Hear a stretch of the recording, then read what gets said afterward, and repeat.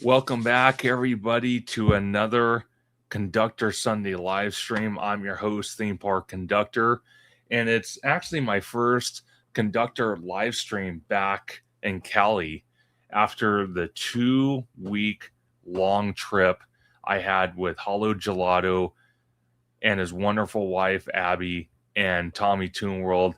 First impressions, I can't even begin to tell you how impressive that was.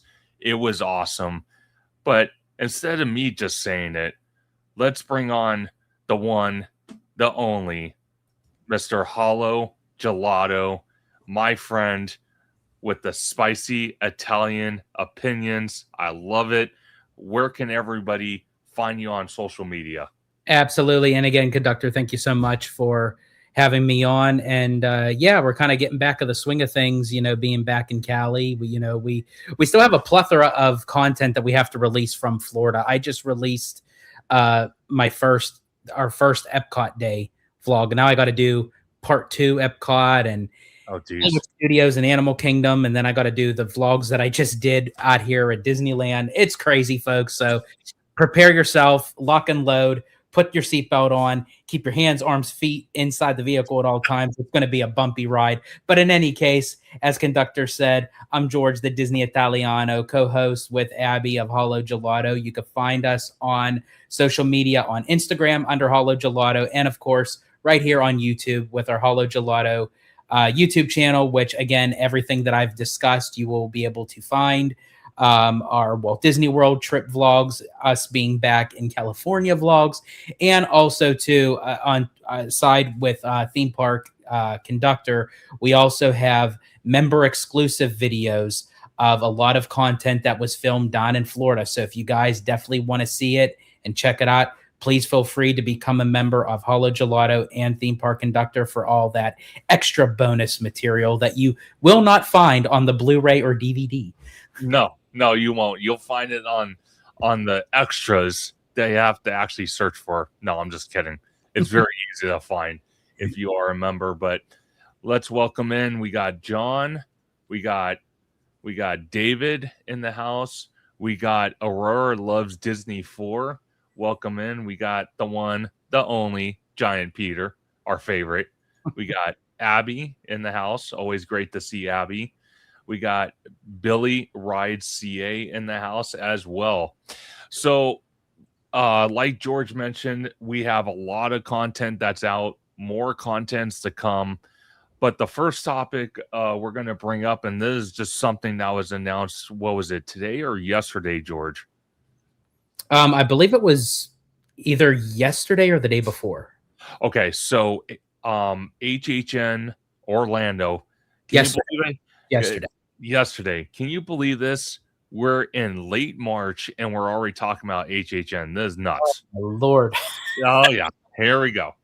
HHN 34 in Orlando has announced their first house, Jack the Clown versus Dr. Oddfellow. Crazy. Didn't see that one coming. No, I didn't either, because actually I was hearing the whispers and murmurs and all that stuff about possibly a Jack the Clown versus Hollywood Harry. And if many people don't know what Hollywood Harry is like our Jack the Clown of Universal Hollywood. So we kind of all speculated one point or another we were going to get a house based off that, where we're going to have Jack the Clown come visit us in Hollywood and have a house where he's fighting Hollywood Harry. That would have been awesome. I'm not gonna lie. That would have been cool. But are you surprised at all that Orlando's already announcing houses this early? Honestly, not the way that like the Halloween seasons are like starting to maneuver themselves, so to speak. I feel like it's getting earlier and earlier. Like I remember the one year where on my birthday, August 23rd, I was sharing my birthday with the first day of Oogie Boogie Bash. Oh, like, geez. That was like unheard of, because anytime like when it was during the Halloween season, I'd say it would be like mid to late September, going into October. But now it seems like it's running into August. And in order for things to be ready for August, they have to make announcements months prior. So, I mean, they're on top of their game. I mean, we already got one house um, already in the books, and I'm for sure they're going to start trickling them in Yeah. by little, especially with the Midsummer Night Scream on the horizon as well. So I'm for sure they'll have a lot of info, going around there as well. Well, it's funny you mentioned that because we have a busy year in 2026. Josh tomorrow becomes the new CEO of the Walt Disney Company. We got HHN already kicking off. We have the second year of Fan Fest going to be happening at Universal Hollywood. We have all this construction going on both on the West Coast, East Coast. What else we got? What else can we pile on? We got D23. It just seems like it never stops. When you said what else could we pile on, literally the line just came into my head from my cousin Vinny when he's like I got a judge that's just aching to throw me in jail. An idiot who wants to fight me for $200. Slaughtered pigs, giant loud whistles. I haven't slept in 5 days, and it's like, how much can we pile on the top of the outcome of this case? Is it possible? Oh, dude, that was the most classical part. I loved it. Peter says, Conductor and George, have you guys seen Ted season 2 yet? I have not. Have you? Peter, don't get upset with me. I haven't seen Ted season 1 yet. I do want to see it. I just haven't had the time to watch it. I do love the Ted movies. I've seen both movies, but I have to watch the series, especially every time that I'm up Universal, where we're on the backlot tour, and they say, oh, Ted season 1 was filmed here. They're wrapping up season 2 and everything. I do have to check it out because I do love the franchise. It's I haven't had time to. Streaming is like my worst thing. Like, I know, like, in today's society, streaming is like the number one thing. It is like my worst thing. Like, I have no time for streaming. Yeah. It's interesting to me because it's hard for me to kind of break into a new show, if that makes sense. It's hard for me. Yeah. So I watch a lot of reruns. Shogun is a good show. Yes. Love Shogun. I definitely agree with that. That I could definitely watch. But anything else, it's hard for me to get in. Park Explorer Adventure says, I can't wait to walk through Jack versus Oddfellow house this year. That house is going to be very awesome for sure. No, 100%. I can't wait to hear the feedback of what that house is going to be. But, already late March and we're already talking HHN insanity. Crazy. But I want to share my screen. We are going to break down basically our version of what we explored out in Florida. My first time. George is a veteran. I was a rookie. So yeah, that's basically how you just have to answer it. Just say I'm a veteran, because if you asked me what my number is, I couldn't even tell you. Exactly. So a veteran just sounds more appropriate anyway. Yeah. So I'm not going to play the audio, but I'm going to have this playing in the background, and we're going to talk about Epic Universe because, George, the last time you were here was your first time, but you were going through some medical problems, so you didn't really get to enjoy it the way you wanted to. So I'm going to play it, and we'll just start going. Sounds good. All right, here we go. So I want to ask you straight off, walking up to the front here, where the Kronos is at, the entrance gates, what was your first thought going to Epic Universe for the first time for you? And then I'll go. So here's my thing. And I did enjoy myself the first time that Abby and I went. However, when we walked up to the Kronos this time, it felt like the first time for me all over again, because this is a brand new park. It was only my second time there, and it was my first time actually to be able to fully enjoy it without any complications. So really, my second time really felt like my first. It really felt, there's Tommy Toon. Shout out to Tommy. That I honestly felt probably the way you guys felt, seeing it for the first time. And I felt very excited because literally this was day one of our whole vacation. This was the starting point. So like the day didn't even begin yet, and we're standing outside in front of the Kronos. I couldn't wait for you guys to go in and see Celestial Park and experience Dark Universe and the Ministry of Magic and How to Train Your Dragon and all that good jazz. But the hype was real because, as I said, this was like the start of the whole vacation. 100%. And you could see those two holes on the gates right there. We were kind of talking about it with possibly the two expansions coming to Epic Universe eventually. So there is expansion plots pretty much behind each land. So that's kind of nice. But literally walking through the Kronos right here, dude, I was lost to words. I was lost to words how breathtaking this was. It was incredible. It is, and and again, I know that Epic Universe isn't even a full year old yet, but it still has, like, even though it's been open for some time, it's still like that shiny new toy kind of thing. And I don't want to get too ahead of myself because I know we'll talk about this as time goes on, but in comparison to the aesthetics of the park, even though that Universal Studios Florida, the park, is, the original, it's, how many decades old, I feel like that it can kind of match with Epic Universe. I feel like Islands of Adventure is the park that really needs the help aesthetically. Yeah. With the IPs. 100%. Let me ask you this, because as we're looking on my screen right now from my video, you can see some trees here and there. But my thing is, I really saw.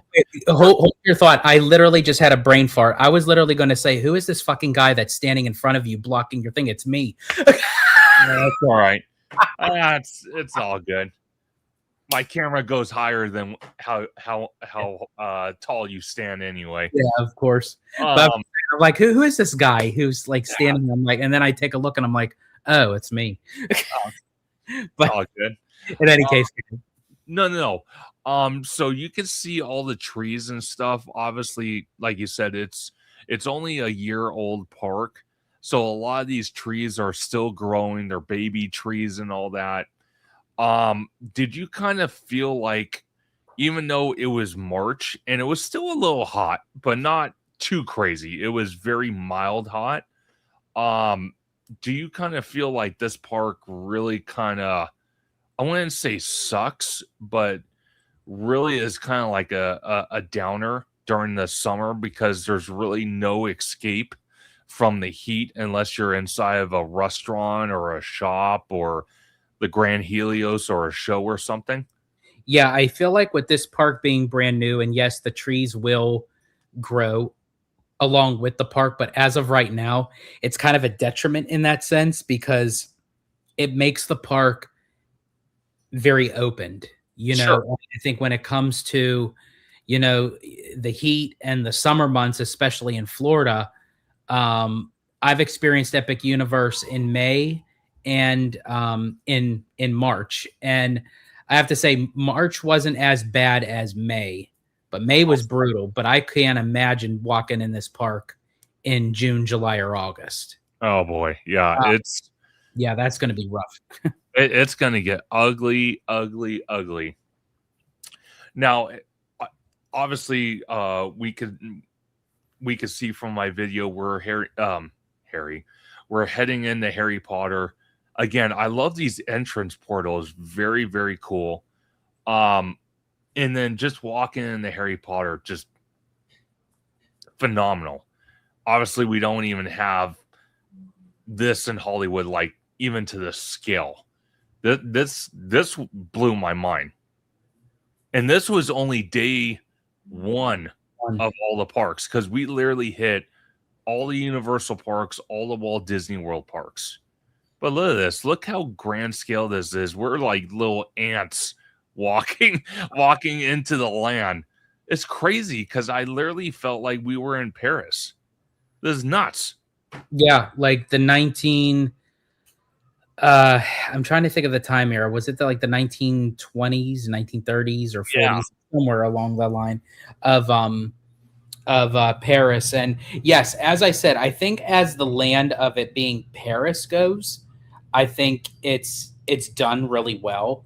Uh-huh. I feel like because it's tied to Harry Potter, that's where it's kind of lost in translation for me, because it's for the Fantastic Beasts, Yeah. trilogy. Um, but in all's fair in love and war, the land is still perfect, of how it is. It's very well done. I mean, it literally looks like a film set. But yeah, I enjoyed the land, and I'm gonna go back a little bit off of Harry Potter because we passed it. Thank you, Peter. 1920s. I thought that's what it was. That as we were passing to go into Potter, you briefly showed the Stardust Racers, and unfortunately, Stardust was not up at the time we were there. It wasn't up when, well, it was up when I went the first time. I just couldn't go on it because of my surgery. So I Sure. still I cannot get on this ride for the life of me. No. Hopefully third time's the charm, but they just recently started running the trains. I Yes. was doing a tester, so I don't know what was going on there for the fact that it was down that long, and did the refurbishment got an extension twice. Yeah. Um, I'm not sure what's going on with that. Again, it's something I'm worried about. If they can't nail down what the problem is for that attraction, I hate to say it, they might have to close it, tear it down and build something else. And I hate to even say that. well, I have seen it done with roller coasters, and it seems like a really intricate, fun coaster. But I've seen it done with Top Thrill Dragster at Cedar Point. We've seen it with, what was it, X2. Yes, So yeah, when there's a roller coaster that has like more downtime than not, it's like sometimes you have to make the difficult decision. And I know that they would be losing money, but they could always regain it in the long haul. for sure. Yeah. Well, the reason I think hopefully they nail it down is because I'm sure it cost a pretty penny to build it, and it would look bad on Universal and Mac rides if they had to tear it down and replace it. Oh yeah. It's not even that old. But the other thing I want to bring up, the reason I have this video paused, this entrance right here with the fancy looking gate, that's supposed to be the second attraction, that broomstick attraction. This is the entrance where that's supposed to be going. That's why Okay. I paused that. Okay. So wait, while you have that paused, so is the broomstick, supposedly the broomstick attraction, is that going to be in the Fantastic Beasts era, or are we moving back into the world of Harry Potter? That I'm unsure about. See, because that's going to be very confusing in that sense, because there's going to be how many timelines? Because when you look at the Battle of Ministry, it's the events that happened after Deathly Hallows. Yes. So then when we step into the broomstick thing, is Harry back as a student at Hogwarts? I don't know because Fantastic Beasts takes part before Harry Potter. Right. So And it's then, the then pretense. when you use the flu powder and you go through the like the fireplaces, then you get transported, into the future. Yeah. But are we going back into the past, but not as back as Fantastic Beasts? I feel like there's like a bunch of timelines going off over there. Yeah, it's kind of weird how they go back and forth. I'm not 100% sure what the reasoning or the storytelling behind it is. I'm not sure. I'm not 100% why they decided to build a Fantastic Beasts land based off that franchise and then put the main attraction or the only attraction as Harry Potter. That was kind of weird. Yeah. Maybe they felt that Fantastic Beasts with the box office it had was not great. So they thought, okay, well, let's do the best of both worlds.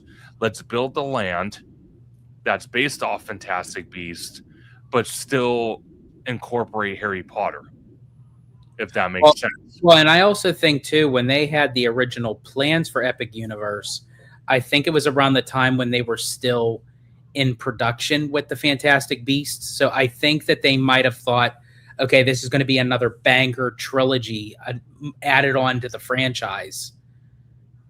But I guess it wasn't the case, but they already kind of had it already done. So they're like, yeah, let's just kind of like mix and match it, with, the Battle of the Ministry and what have you. 100%. Now, I'm going to tell you this, George, because throughout the entire trip, you did a wonderful job capturing me and Tommy's first reaction. Walking in here, I swear on my life, I thought I was on the movie set. I Mm-hmm. literally thought I was at the Ministry of Magic in London. I mean, the scope of this thing is like, Oh, it's humongous. you look at the giant screen, where you have like them, like interacting, like how they do in the movie, and it's like the scope of it is just it's huge. Oh, 100%. And then after we finally got on that ride, because it delayed, and that was one of the biggest problems I had with Epic Universe. Multiple attractions, Battle of Ministry. Oh, there's the lovely couple. The Battle of the Ministry, Donkey Kong, and what was the third attraction? Wasn't there a third one that always kept getting delayed? I thought there was a third one. At Epic. Yeah. Wasn't So, there a third one? Ministry. I'm sorry, I'm trying to run through. I thought there was another one. I can't remember it. Well, I know we tried going on Hiccup's Wing Gliders twice, and that went down. Yeah. But I think those were the two. Okay. Main two. Okay. But that's something I don't like with weather. The weather really plays a negative impact on Epic because of that reason. Mm-hmm. And I do not like that. That's the one negative I'm going to give that park, is the fact that the weather does not, it doesn't play nice with Epic Universe at all. Because unfortunately, the park was designed, unfortunately, to not fit the state of Florida. Because everything is like 90% of the attractions are all outdoors. Yes. If it rains or if there's a 5-mile radius of lightning, everything has to close down. And you have what? The Carousel, Monsters Unchained, and Ministry of Magic. Oh, and Super Mario Kart. Yeah. So you have like 3. Oh, that was the third one. I am so sorry, George, to interrupt. That was the third one. It was Yoshi's Adventure. That closed down? Yeah, during the weather, that did Oh, close. okay. So you're saying for the weather. Yeah, Yoshi's will shut down. Sure. Yeah. So that's 3 massive attractions that's people eaters that close down for weather or delays, which sucks. But we went into the restaurant after was it after the ride, Harry Potter, we went in the restaurant? It was after the first attempt. We waited in line, but the ride was down, so we thought we'll come back later. Okay. I have to tell you, this crepe was awesome. It was really good. And Unfortunately, folks, at the time when Abby and I recorded our review on it, I was having mic issues with the recording, and it literally, and that was the creme brulee, and we weren't able. Everything that we talked about, literally, it had us on mute, so we didn't get to do our review of what we wanted to do. So eventually I will put out the footage that I recorded, and then I will just like put our voiceover, with it. But I have to agree with you. The crepes were phenomenal. I liked the creme brulee, but honestly, the crepes was the star. Well, let me ask you this. Walking into that restaurant, because I said it on the live streams from the hotel room, and again, thank you for being a wonderful co-host on those live streams on location. Um, Absolutely. the theming in this restaurant, what did you think of it? I thought it was very elegant. I thought it had a very like French style kind of like cafe, but a little bit more upscale, because I think honestly the French like to do everything a little bit more upscale in a sense, and I don't mean that in a bad way.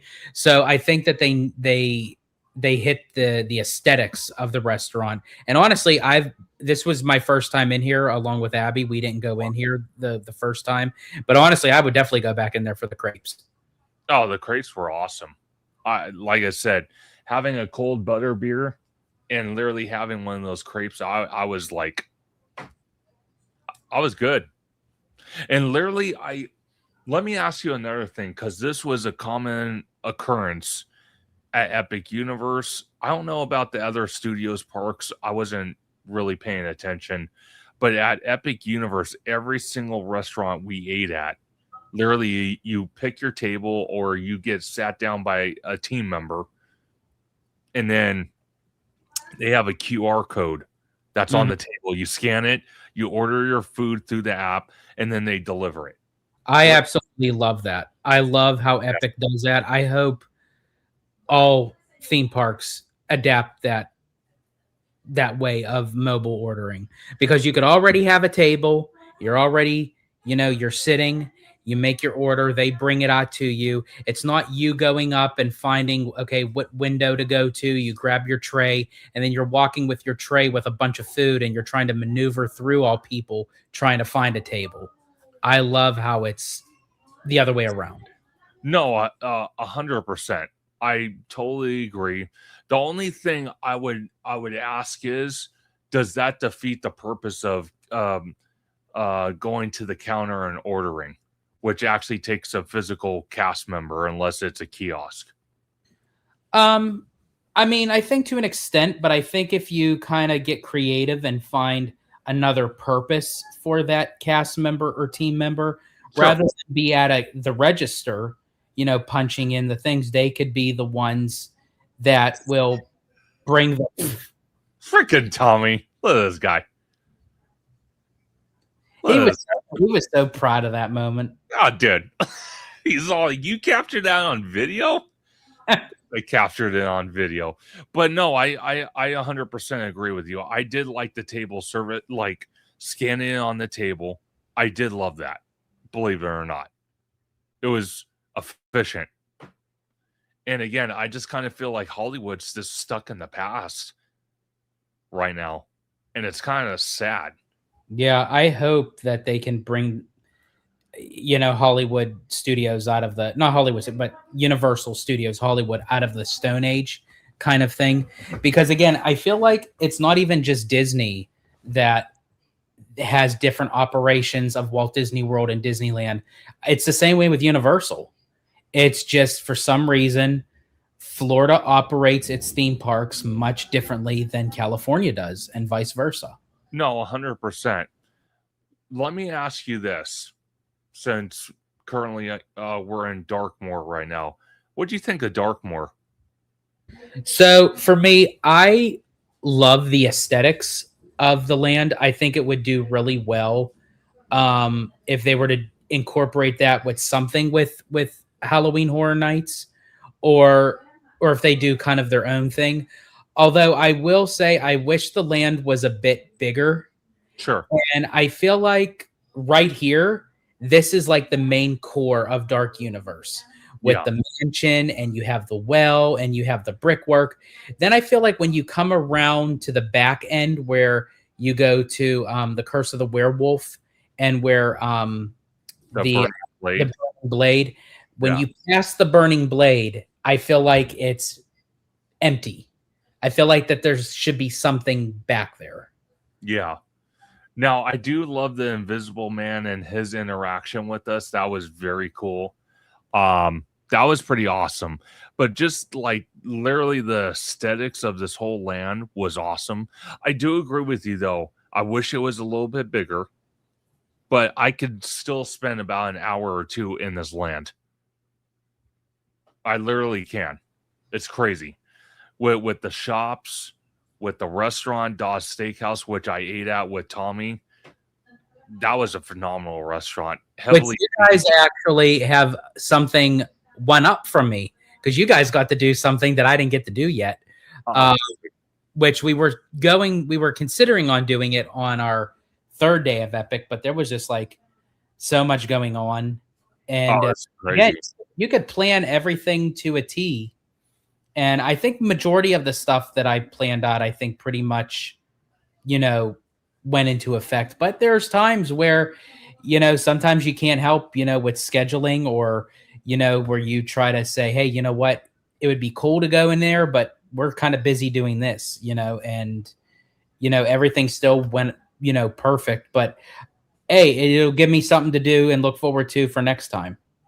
No, 100%. And it's interesting because we're in Pizza Moon right now.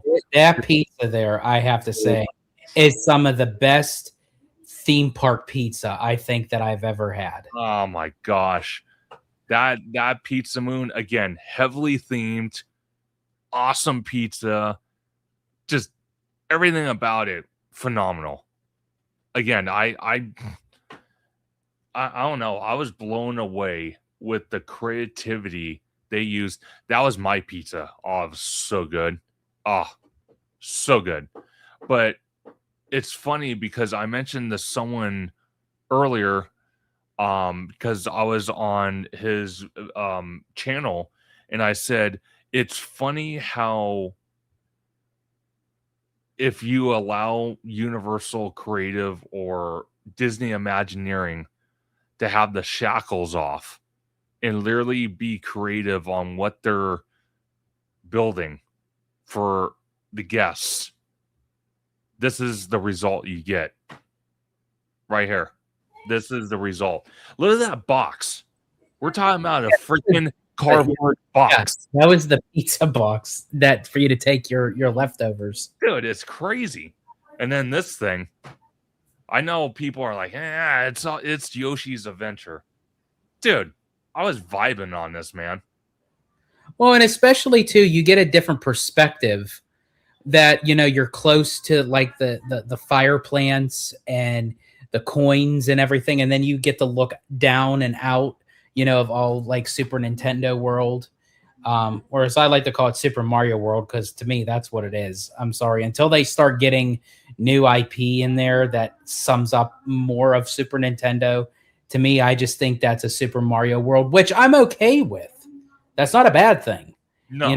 But I absolutely love this ride. It's kind of interactive, where you have to try to locate the 3 colored eggs, and you have to press the button as you pass it, and it's basically Universal's version of the People Mover. Oh, 100%. But with a little bit more interaction. Oh, definitely. Like I said, if it was up to me, I'd rather just rip out our Super Nintendo World in Hollywood and start over and build this. That's what I want. But I know they won't do it. But it's what I would like to see, but they won't. Let me see. What did I film after this? Oh, here we go. Okay. So we're going to okay, here we go. Here's what I've been wanting for Hollywood for literally forever, which again, still no concept art.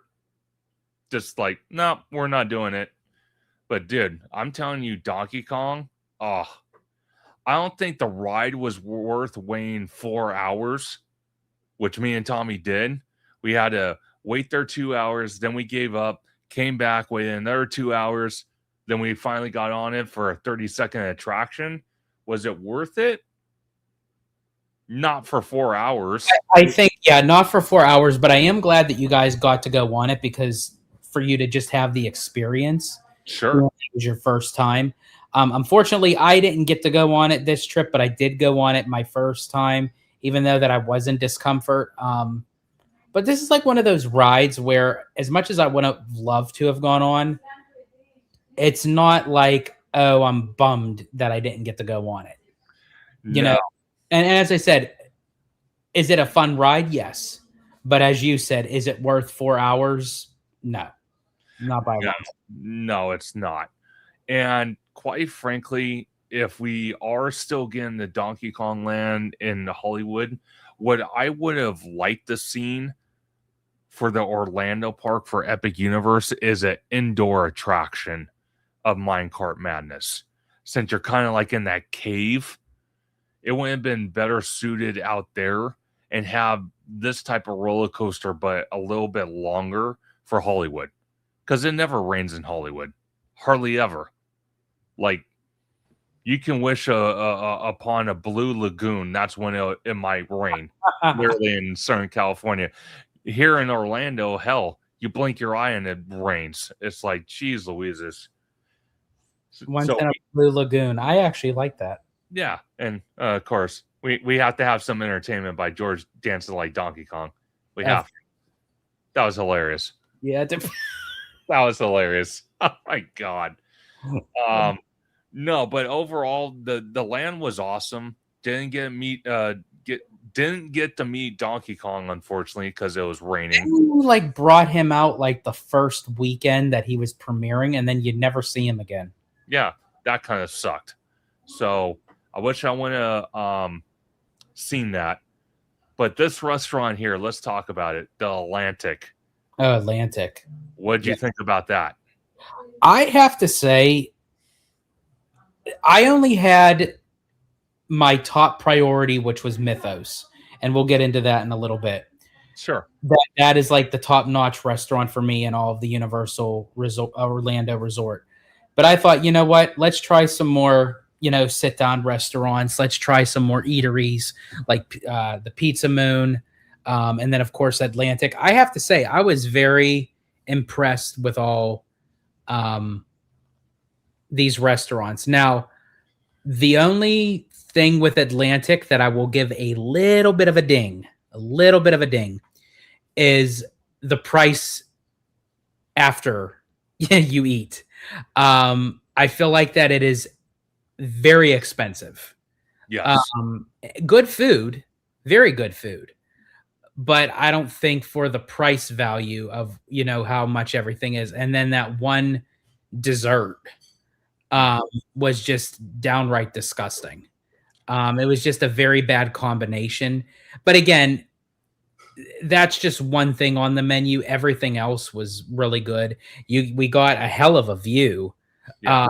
I love the aesthetics. I love the theming, but I just felt like the pricing was a little bit over the top, and comparing it to Mythos, I feel like Mythos menu is better, but it's slightly cheaper. 100%. And our waiter, Louis, phenomenal. I literally, and I'll say this throughout when we're kind of reviewing the Disney World side of our trip, but Universal Orlando, the service, the hospitality, the friendliness of the team members at all the Universal parks, above and beyond. Even the security was awesome. And that's something I want to bring up to you as well, because the security at the Orlando Resort is Universal's security. They're not a third party like we have here in Hollywood. So I kind of felt like they knew what to look for. They were very kind about it. Their security scanners a lot easier to go through than Hollywood's. So I'm hoping with all the changes we're seeing at Universal Hollywood, they embrace the security features. Maybe they decide to get rid of the third party security company, and they create their own branch of Universal Security for Hollywood, because I think that was very beneficial. Yeah, and I think when you have your own security, they know your brand. They Yes. know how operations go. When you're bringing in a third party, system that they're so used to doing things of how they're used to doing it, they're not going by the statistics of Universal. They're going by what they were taught elsewhere, and then you kind of mix them both together, and that's where it gets lost in translation for the security and lost in translation for the guests. No, but by all means, and that's something that I liked about Universal in general. So I did like that. Any final thoughts about Epic Universe? Honestly, as I said, it's a youngin. It's still brand new. I do feel like they have a ways to go.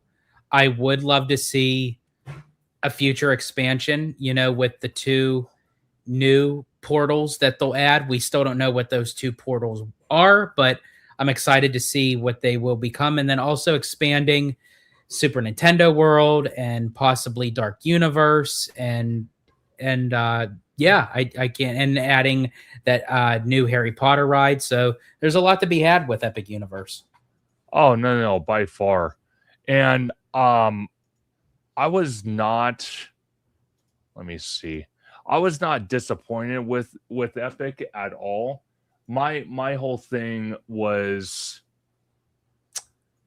I think it was just the rides going down constantly, not being stable, and the fact that Well, and that's honestly just a start. We're not in the summer months yet.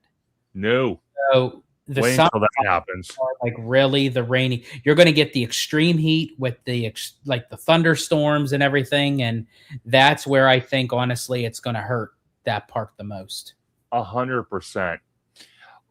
So we're gonna move to IOA before we go to um Disney, and we go to the Magic Kingdom, because I'm gonna play your video, because you actually have some good footage of me and Tommy's first reaction to the castle. But let's go to IOA real quick. I couldn't, obviously, for different reasons, I couldn't film the security, but again, security was top notch, so easy to deal with. God, cross my fingers they bring that to Hollywood, because we need that so bad. But this is the classic welcome to Universal Orlando Resort. Oh, dude, I was in heaven when I saw this. I'm like, yeah. And that is the one thing too that I wish. It's the only thing that, and I know that they have like what, over 700 acres of land and property, Tommy, Tommy. of land that they can use for Epic and surrounding it. But the one thing that I also think hurts Epic is it's not part of the center core of Universal Orlando. Like with here, you have the two parks right next to each other, Universal Studios, Florida, Islands of Adventure. You have City Walk, all within walking distance. You have the resort hotels, the Portofino Hotel. You have the Hard Rock Hotel. You have Cabana Bay. You have a Ventura Hotel. Everything is around, and I feel like that Epic is so distant from everything else that I'm not saying that it hurts it, but I feel like it takes you out of the element. Yeah. Sense. No, 100%. And I couldn't agree more. And Remy D, welcome in, by the way. I forgot to say that. he says, yeah, they are going to need to build a second City Walk next to it. He's meaning Epic. I could see them doing that. I think Universal would get away with that more than Disney would. Oh, I think so. And with 700 acres, I mean, they already have 3 hotels over there. They have Epic Universe, obviously, but with 3 hotels to just be around one theme park, yeah, they're going to have to add something. I wouldn't honestly even be surprised down the road, not right now, if they don't add a 4th park.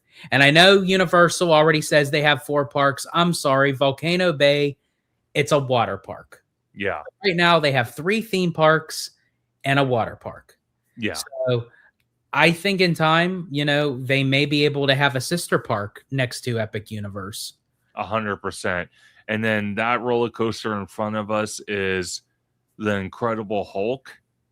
That was an interesting roller coaster. I have to say, I absolutely love that coaster, but I don't know what it was. It never did this to me before, but it was like the first time ever in history that I've been going on that ride for 20 plus years that I actually walked off of it with a headache. It gave me a headache. Yeah, it gave me a slight little headache. I think it was just all the thrashing around it did, because we were the back row, like literally the back row. So I don't know if it hits different being in the back row compared to being in the middle or the front. The launch was cool, though. The launch was cool. But I love the launch. But yeah, everything else after the launch is like it's swinging your head back and forth, and you're like, oh my gosh. Oh, yeah. But I'd love this shot right here. You got Velocicoaster, you got the Lagoon, and the 1993 theming of Jurassic Park, the building. Incredible. I love it. And then you have the castle behind it. It's like photo opportunity central. It was awesome. That is a great photo op right there. Oh, yeah. Dude, it was so awesome. And then, let me see. As I'm playing, I think we go towards the left, but Velocicoaster, dude, that was another wild roller coaster. Oh, I love that coaster. Yeah. I love it. I mean, I love the Hulk, but Velocicoaster takes the cake on that one. Oh, it hit so hard. So we're walking in the super Hero Island, and a lot of people state that it's dated. And don't get me wrong, it's dated, but I kind of felt like it gives a more Marvel feeling than Avengers Campus does. I'm sorry, it does. I think it does. Look at it. Although I will say the Fantastic Four Cafe, their food is shit. So like, I'm glad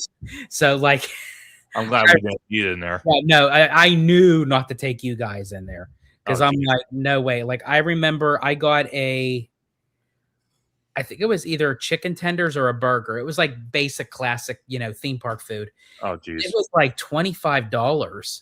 What? And I'm like, the chicken tenders were overcooked. They were chewy. They were hard. And it was like, I'm like, okay, this was not worth $25. Wow. Okay. If I'm going to spend $25, it got something good. Oh, 100%. But what did you think of this? I mean, I think honestly, one of the greatest superhero rides ever. Oh, dude. Spider-Man. Oh, that's a relic that needs to stay, dude. I would really like to know who on God's green earth sat in the conference room and said, okay, Universal has The Amazing Adventures of Spider-Man. Ooh, let's do web slingers. I have no idea. Quite frankly, I have no idea. Do I think that was a big mistake? Yeah. Personally, for me, I'm going to be honest with you.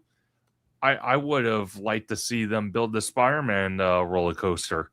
Give me that. I would have taken Spider-Man roller coaster over web slingers. Like, you could do a web slingers type ride, but it should not have been done with Spider-Man. No. But now that Scott Trowbridge, who is now working in WDI, he is spearheading the expansion of Avengers Campus with Infinity Defense and the Stark Flight Lab. He actually was the head mastermind of this ride, when he worked for Universal. So that's very promising. Oh, by far.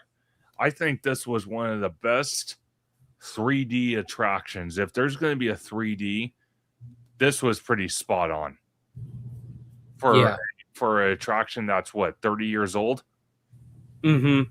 Yeah, Yeah. It opened with the park in 1999. yeah. Yeah. I have to say, to John Make It Rain's comment, it's dated, but it has rides. You know, I believe that that's my ex-wife's bumper sticker. Mm, that's an outdated bumper sticker. Oh my gosh. Oh man.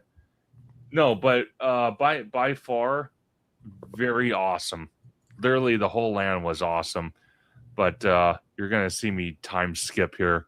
Okay, this area. What'd you think of this?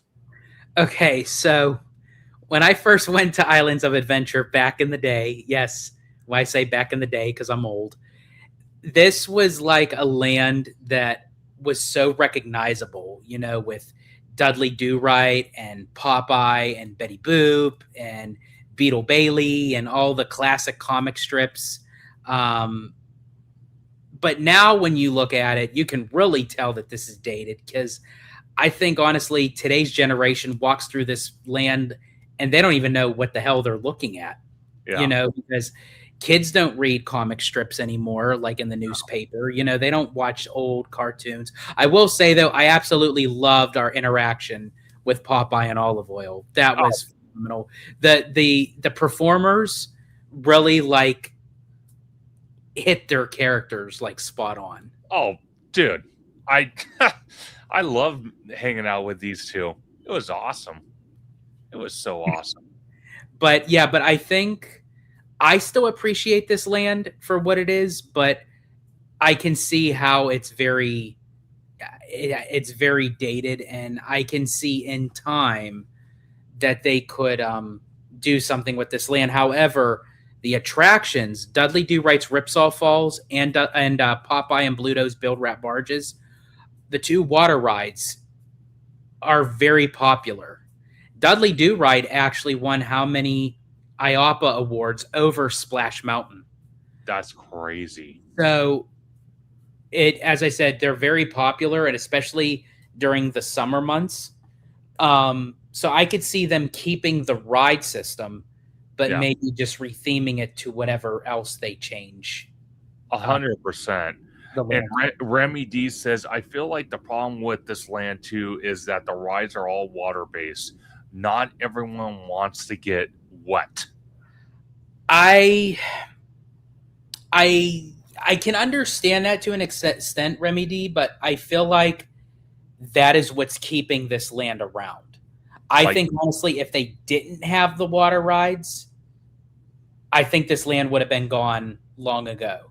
Because that day in particular at IOA was extremely hot, and yes, I was very tempted to get in line for one of them. I he was was. very tempted. He was trying to encourage me and Tommy. I'm like, Yeah, like, I don't want to get but wet. but to Remy D's point, for you guys didn't want to get wet. So yeah, so I can kind of see that middle ground where I think if they had the water rides, maybe have one other attraction that's maybe like an indoor ride or Yeah. something that's not water. So I do understand Remy D's point for that, you know. So this next ride, King Kong Skull Island, dude, I'm not even kidding.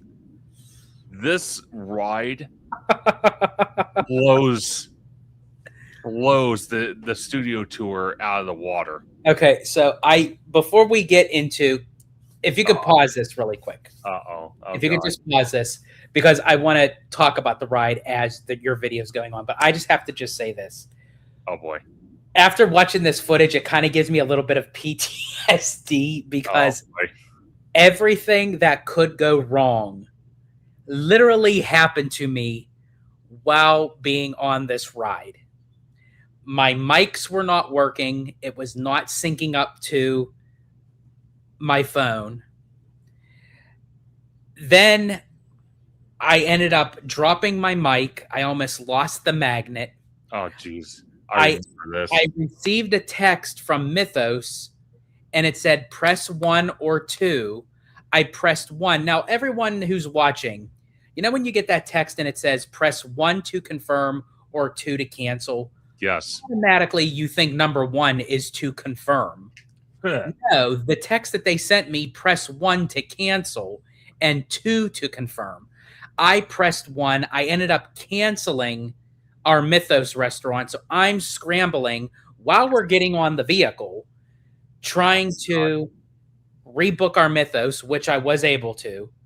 But then while I did that, and I hurried up and I put my phone back up to record, I forgot to hit the record button. So the whole time I'm holding up my phone for the ride and there's no footage of it anywhere.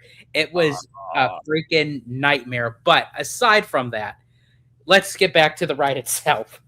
Yeah, no. The queue for this is like, it gives off like that Indiana Jones, like Temple of Doom kind of feel. Like it like, and you hear like the drums, like the boom, boom, like it's like hyping you up, you know, to actually see Kong. And then you have the same kind of ride system that they do with the tour at Universal Studios Hollywood, but the storyline is extended. It's not just Kong fighting the dinos. There's more of a storyline. There's audio animatronic bats, you know, before you go. And then, of course, if you want to let everyone know, and then, of course, you have this in the queue, this audio animatronic like sandworm and what have you. But then also at the very end of the ride, you get a big surprise. Absolutely. And before we continue with that, I want to welcome in Andrew, Ohio State Spring fan, all the way from Ohio. Great to see him. And then Peter says, I thought George was going to say an ex-wife joke with the animatronic in the queue. He was tempted. I'm not going to lie, Peter. He was tempted. It was there. I did give my bumper sticker joke, though. He did. We still have another hour, so there might be several more. You don't know. It's surprises with George. It's surprises. Let's see. Yeah, no, this queue was phenomenal. So right when you get into the queue, it's kind of like the same thing that we see at the studio tour. You know, getting in there. Well, once you get past this part. But I will say that the downside of this ride, and I feel like with any kind of ride of this nature, is you almost have to be where Tommy is sitting. Yes. You're at the end of the seats. If you're not and you're in the middle and you're trying to record stuff, you're getting people's heads, you're getting people's arms. And then also, too, because it's a full kind of 360-degree screen, you have to be looking one way, then you have to be looking another. You're missing something over there. It's kind of incohesive, you know, but it's still a great ride. As I said, I prefer Skull Island 100 times over than what they have at the studio tram tour. I honestly wish that they would just remove Kong, to be honest with you, and put something else in there, but that's just my opinion. 100%. And Remy D says Kong is super underrated. It's 10 times the ride that supercharged this. I agree. 100% agree. We didn't even go on supercharged. Oh, yeah. They're lucky that I passed it. Oh, my God. Yeah, it's true, Remy D, that it's like when we were passing this, it was only a 5-minute wait. Yeah. It was like basically a walk on. Now, the reason why it went a little bit longer, because they had a slight delay for whatever reason, and then it came back online. But yeah, I mean, going through the queue, it was basically like a 5 or 10-minute wait. No, 100%. Definitely. And the reason why you're seeing the camera doing this a little bit, because it was a little bit bumpy. Yes. It was a little bit bumpy, but like George mentioned, you have to kind of be looking on both sides of the vehicle to know what's going on, because it's not like it's duplicated like on the tram which a lot of the scenes are duplicated on both sides, so you don't have to really look on both sides too much. You still do a little bit, but not too much. So it was like literally telling a story on both sides. So you had to pick one story or the other to watch. But I still think it was pretty awesome. Literally. I'm going to play this through because, like George said, there's a little bit of a surprise. I'm sure Tommy got the bigger Tommy got like the scale. The HD 4K, with him being on that side. Oh, 100%. Oh my gosh. But no, the colors of the screens looked really good. I didn't see any fading that I can tell. I thought it was pretty well done. No 3D, so that was awesome. So I'm very curious to go check out the 2D version now at the studio tour when I go back to Universal. When you saw Kong stretch open that dino's mouth, I felt like that's what they did to my urethra with that freaking stent. Oof, that sounds painful. Yeah. I don't think an ice cream would fix that problem. Oh, no. Ice cream did not fix it. A blank check would have. There you go. I think a blank check would fix anything. Pretty much. No, pretty much. So this is kind of before the scene here, and like George mentioned, Tommy was in the perfect spot for it too. I'm like, damn. But he was literally in the perfect spot. I think it's coming up right there. He is. There's the big man. Look at that. Full-blown animatronic that we used to have in Hollywood. Thing's freaking awesome, dude. Oh my god. And you guys think it looks big on camera? Like looking at this thing in person, of how lifelike it looks and how big, it's crazy. Dude, it's humongous. I'm like, damn, I wish we still had ours at Hollywood. Wasn't I thought there was a former Disney Imagineer that helped with the Kong in Hollywood back in the day when it was built. I believe so. I think so. I think honestly, throughout the history of Universal and Disney, despite them having their, professional, what's the word I'm looking for? Their professional career, or not career, but lifespan. No, like their professional. My gosh, kind of like going against one another. Oh, competition. Competition. Thank you, Jesus. As why I couldn't think of that word. Don't ask me. But yeah, healthy, business competition. A lot of them were going back and forth. A lot of them were Disney Imagineers. Then they went over to Universal Creative, and then they went back to WDI. It's like it's all mixed, Yeah. No, 100%. But that's awesome. That shows that you have people that do care. Ooh, John, make it rain with a mic drop here. Okay. Well, let me read Remy's first, because Remy was first. Yes. Okay. Remy says, I could see they could easily retheme this to Kong versus Godzilla. Ooh. The part where the Kong and the dinos are pushing the bus back and forth. Maybe at the end show both Godzilla and the Kong AA. That would be cool. That'd be dope. That would be really cool. And Robert White, welcome in. So glad to see you. We missed when you down in Florida, but yeah, okay. So it was Bob Gurr that helped with the original. 100%. Okay, here's the mic drop from John. How is it that they can maintain that, but Disney can't maintain an alligator head? I have no idea. You have me speechless because I have no idea. That is like a mic drop right there. But kind of going back a little bit to Remy D, that would be awesome. Yeah. The fact that you would not only keep Kong, but you would plus it and you would add another behemoth in the film industry of Godzilla.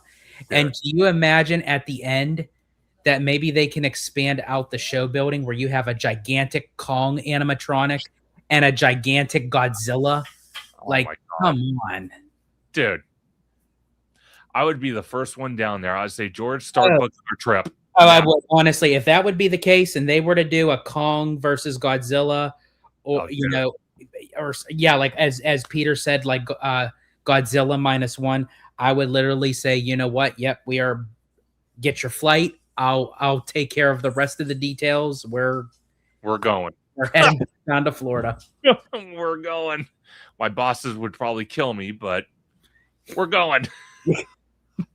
Oh my gosh. No, I would love that though. And then as we're walking through this area, again, 1993 Jurassic Park vibes.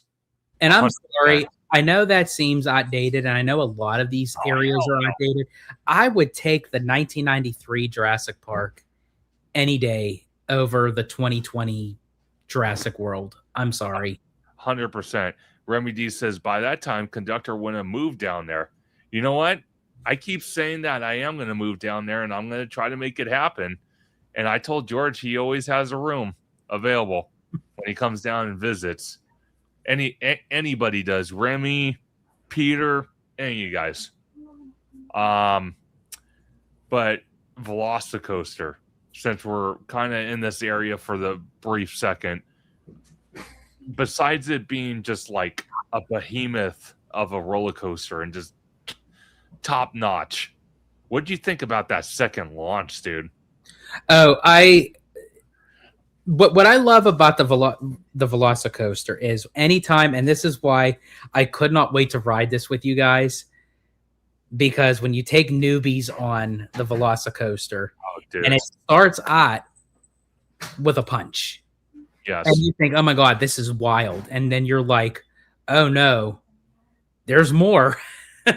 And when you do that second launch, you think you're already going fast, it like doubles the amount, and then it just shoots you up, brings you back down, and then it spins you upside down, holds you for 5 seconds, spin you back up, it puts you in a corkscrew. It's just like, it's so crazy. You go so fast because it feels like the ride is over like that. It's crazy. But after it is, you crave for more of it. And I actually think, and I don't want to take the words from Tommy, but I think that's what he did say. Like when it was over, he was like, I wanted more. Like, even though it was a very decent ride, it was like, I wanted more of it. Oh, dude, it was phenomenal. And literally going over the lagoon, that was awesome. And then going upside down, that was even more awesome. Like, I was having the time of my life.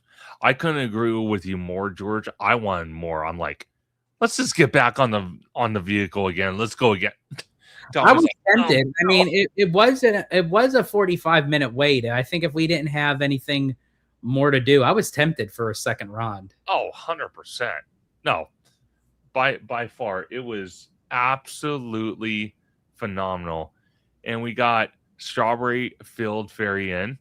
Always great to see new members joining the live streams. Absolutely. Okay. So this is weird to me. Hogsmeade King's Cross Station, which obviously we don't have in Hollywood, which is the entrance to the Hogwarts Express. And then once I'm done showing that, we walk in.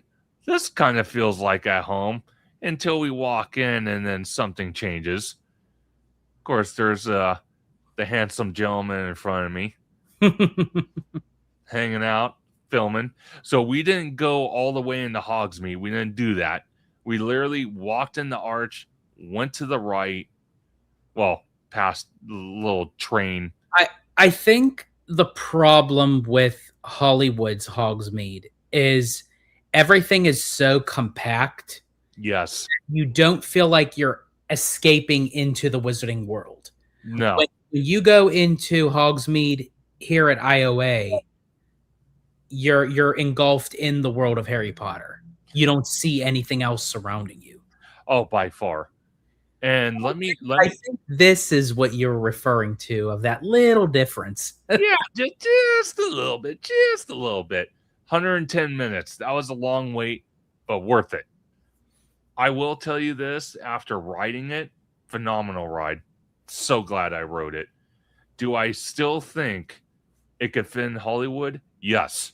Hey, if they can fit Fast and Furious Hollywood Drift on a hillside and They get can fit creative this. with it. They can fit this in somewhere. Especially since they've been talking about and hinting around that they want to move the studio tour load and unload area anyway. Put the entrance of the ride in the Forbidden Forest, and have the actual ride somewhere where the load and unload area is for the tram, plus the area where the tram maintenance area is, which is also going to probably be relocated. And then you can fit it right there. Mm-hmm. It's simple. Well, not simple. I shouldn't say that. It's It's doable. doable. Yeah. I have all the faith in the world that Universal Creative could pull that off. If there was one Harry Potter ride, one that I would duplicate, it would be Hagrid's. I could see that. I could see that. Now, with that ride already being, I'm trying to think of how old. Well, I mean, I guess you can't really go by that because I mean, even the ride system, it's a coaster, so you can kind of, um, you can kind of, get that same gist. But I want to ask you really quick. I know I asked you this while we were down there, but refresh my memory. Sure. Hagrid's or Velocicoaster? Ooh. God, that is such a hard one because I love both. I love both, dude. Oh, God. I think for me, I like them both, but for two different reasons. Velocicoaster for me seemed like a typical roller coaster on steroids that was based off an IP that I love. Then you have Hagrid's, again, based off an IP that I love, but completely different ride system. Like literally, you're either riding the motorbike or you're sitting in the little sidecar, and that's awesome. And then it goes backwards at some point. And then there was a little surprise I didn't realize at the end that George is like, "Oh, watch this." I'm like, "What do you mean, watch this?" And all of a sudden, before we get back to the load station, should I say it or should I keep it a secret? You could. That's up to you. If you wanna tell everyone what it is, or that I'll leave that. Okay. Oh my god. What did Remy say? What's that? Remy. Hagrid is my wife, and Velocicoaster is my mistress. Oh That's my a good way of putting it. god. Wow, now you really talk about a mic drop. I think honestly that is probably the best. I like that. I think honestly, that is like the best like analogy I think you could ever really say about those two because they're both very different, but they're both very satisfying. Oh, So I guess you can kind of say like one would be like Velocicoaster, Hagrid's is like that top tier notch kind of thing, and then the Velocicoaster is just that wild and crazy kind of thing. But going back really quick, if you could actually pause this. I'm sorry. No. You're fine. I just want you to pause this because being that we're talking about it, I don't want to get ahead of the video so we could still talk about it. So Remy D, your question. Did I experience the Dragon Challenge? Yes, I did experience it when it was the Dueling Dragons roller coaster. I absolutely loved that coaster. It was basically a race, sort of like how Stardust was, but it was a suspended inverted roller coaster. You had two different color tracks. You had blue and red. One dragon was fire, the other dragon was ice. And they came within inches of each other when they were out on the outer part of the track, when you're going upside down the loop. And it's almost like your feet almost touch the other person's feet from the other ride vehicle. But they had a few injuries with that roller coaster, and they had a lot of issues, but I didn't have a problem with it. I absolutely loved it, but I think Hagrid's was a nice addition that was changed from Dueling Dragons, but I do miss it.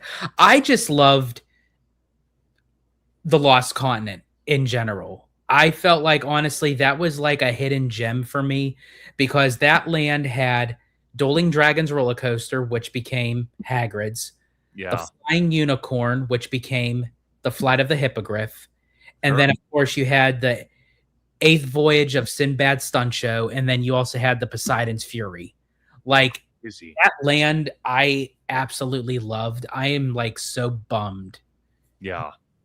that it dwindled down for what it was. But I understand it. You know, they're going to put like a popular IP in there, whether it's Pokemon or One Piece or Zelda or what have you. Something's going to go in there that'll that'll really help. Oh, now kind of going back, I'll let you say if you want to say the little surprise on Hagrid's. Okay, so on Hagrid's, literally right before you get off the ride, I'm not even kidding. It gave me vibes in the feeling of Tower of Terror because we're sitting there and it goes boom like that. I'm like, what the hell?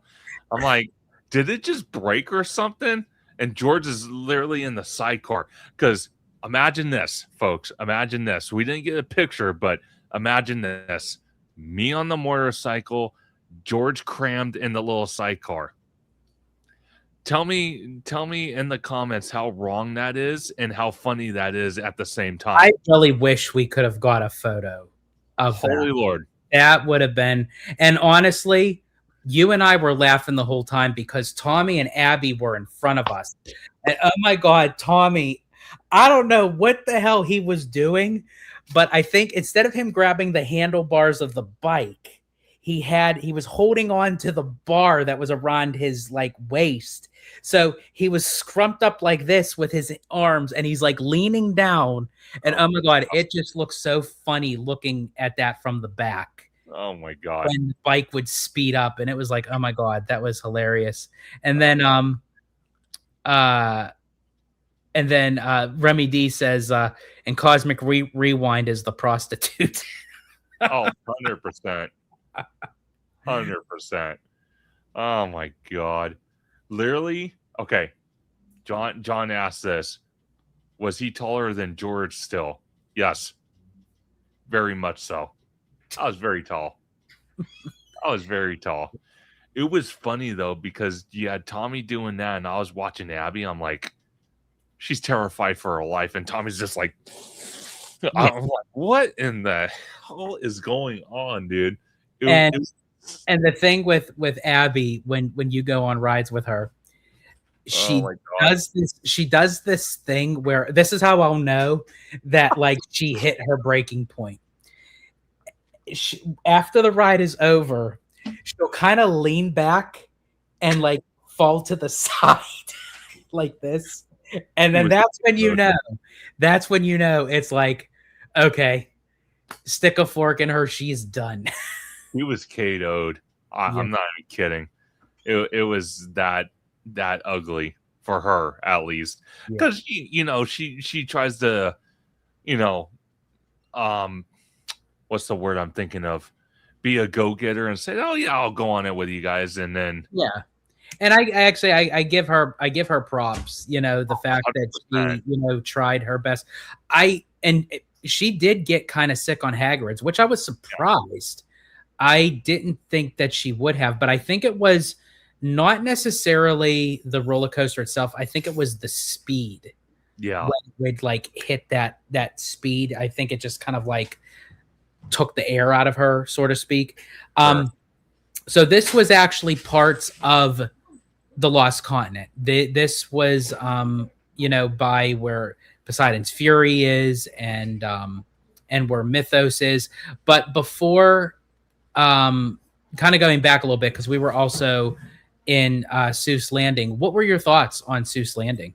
Okay, so before I play this anymore, Seuss Landing for me, it brought me back to my childhood, literally because of reading Dr. Seuss books. I actually did try as a kid the green eggs and ham, which probably wasn't a good idea because that green dye that I put on the eggs, or my mom did at the time, I got sick. So probably not the best idea. It was just something I wanted to try, and I did.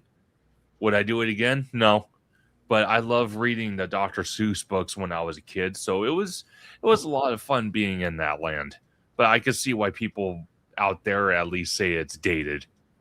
I Yeah, guess. and we got to do the Cat in the Hat dark ride. And then Tommy didn't get to do it with us, but we did the what was it, the trolley in the sky Yeah. thing. And oh my god, there were these teenagers behind us, Oh and my they were god. screaming the whole entire. I swear to God, I was like ready to like throw them out of it, Oh, And it was like because they were with a school, because they were wearing like those school like t-shirts, because they were like in big groups, and I'm like, oh my god, like these kids, they're driving me nuts. oh yeah. Your favorite. Of But course. but looking at the Lost Continent, dude, they spent some money building that damn They thing. did when they like. I love the aesthetics of like what the Lost Continent was. I 100% absolutely loved it. It was like one of my favorite lands by um, far. in IOA when it like first opened. By far. And it was absolutely phenomenal. I think let's see. Okay. I want to kind of skip a little bit. Okay. I want to pause it right here real quick because this is something I George mentioned it. I told George, I told Tommy, I'm like, dude, with this sign from Theme Park Insider making this statement, this restaurant should go down in the historical society of not being touched ever and leave it alone. I really wish that it would. I wish that it would get the treatment that the Hungry Bear got. Where like you do not touch it. Yeah, Uh, 100%. and then Rudio in the house says, uh, George and Chappelle Roan are going to have a battle royale versus all the kids in these theme parks. Oh And yeah, and then Peter continues, George was ready to throw some punches and be like, this is why I don't like you kids from Mrs. Trunchbull mode. And for all of you who don't know Mrs. Trunchbull, she was the principal villain in the movie Matilda, where she threw the kids into the chokey and she swung the girl by her pigtails. oh yeah, I remember. Okay, so I made this analogy. Inside here, I'm just going to pause this again if I can't. Whoop, not at a good point. Okay, let me see. Okay, well, I don't know why it's fuzzy. It's being weird. But let me bring this up because you were actually shocked I made this connection. I don't know how many of you in the chat have been to Las Vegas, but if you have, there's a little casino called Caesar's Palace. This restaurant I could see in Caesar's Palace.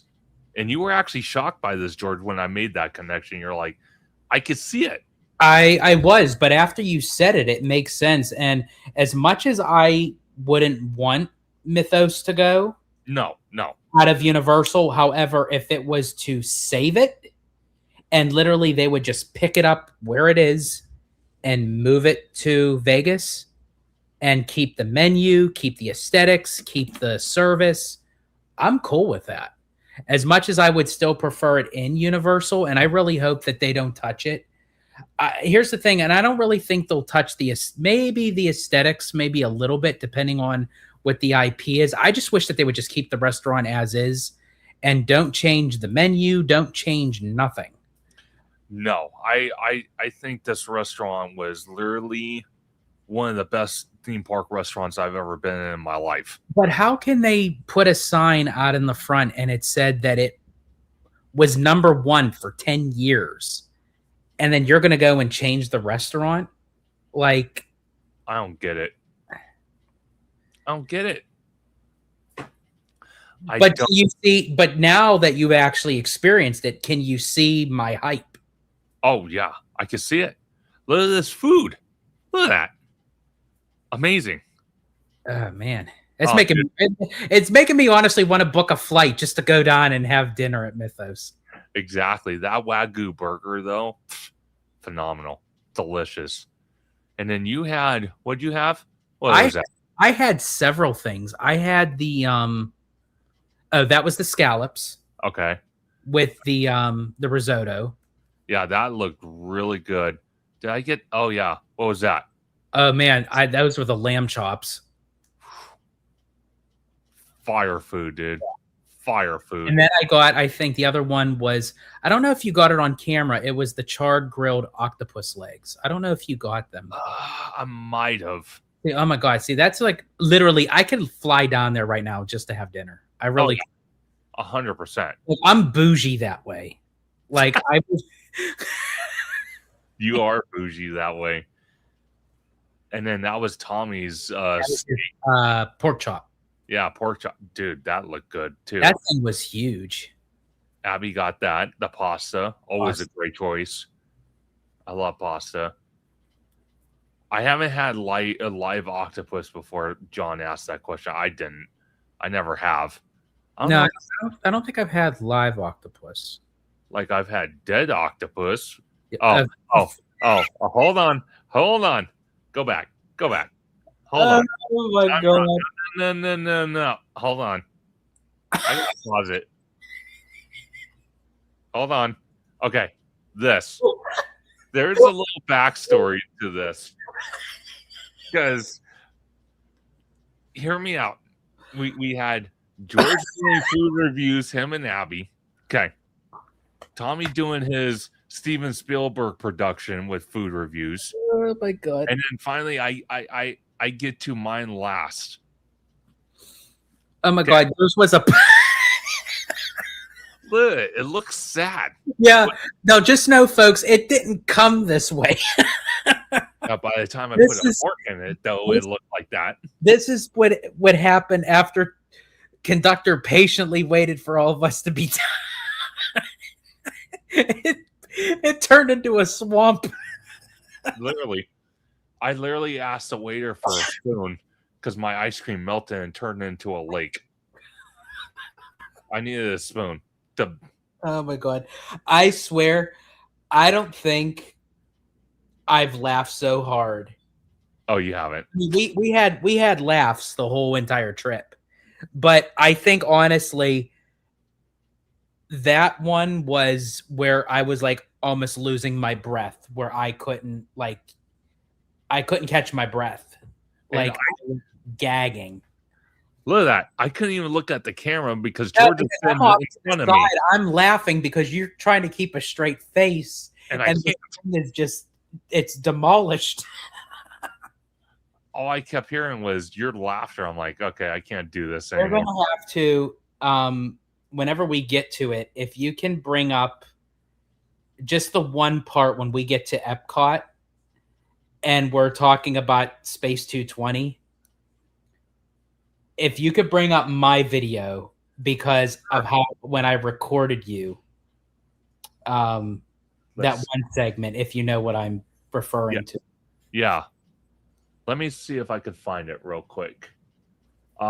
If you want to enlighten everybody on the Epcot video, like kind of just give people a rundown while I try to find it. So this was the second time. I think Mythos and Space 220 is when I think I laughed the hardest with Conductor when it had to do with something with food. And with Space 220, I'm glad we did it. I'm glad the guys and Abby got to experience it. I've done it several times before, although I will say because it's not part of the dining plan, we had to pay out of pocket. It was super expensive. And the food was okay, but really this time around, the food was not up to par. We all got the filet mignon, me, Conductor, and Tommy. We all got different temperatures. I think Tommy got medium. Yeah, okay, so it's just a little bit further back. It's not too far back, but it's I just want to just showcase just the piece of it. It should be there somewhere. Okay, there it is. I think it was right there. Is it right? I think it's right there. Yeah, I think it's coming up next. I think. So I ended up getting my filet mignon blue. I like mine like as raw as possible on the inside. When I received it, it didn't even look medium rare. It, No. I don't know. It seemed like it was overcooked. They didn't know which steak was whose. So we're just kind of going on, and I'm like, fine, they overcooked mine. It rested too long. Tommy's didn't look right. But Conductor was like, oh no, mine seems fine. Like it, you know, and he was eating it. He was like, it was good. It was flavorful. It was juicy. Well, it turns out by the time lunch was almost over, we realized that Conductor actually ended up with my steak. I ate it. And he ate it. He was down to his last bite. Oh, dude. And so I had to get it on camera.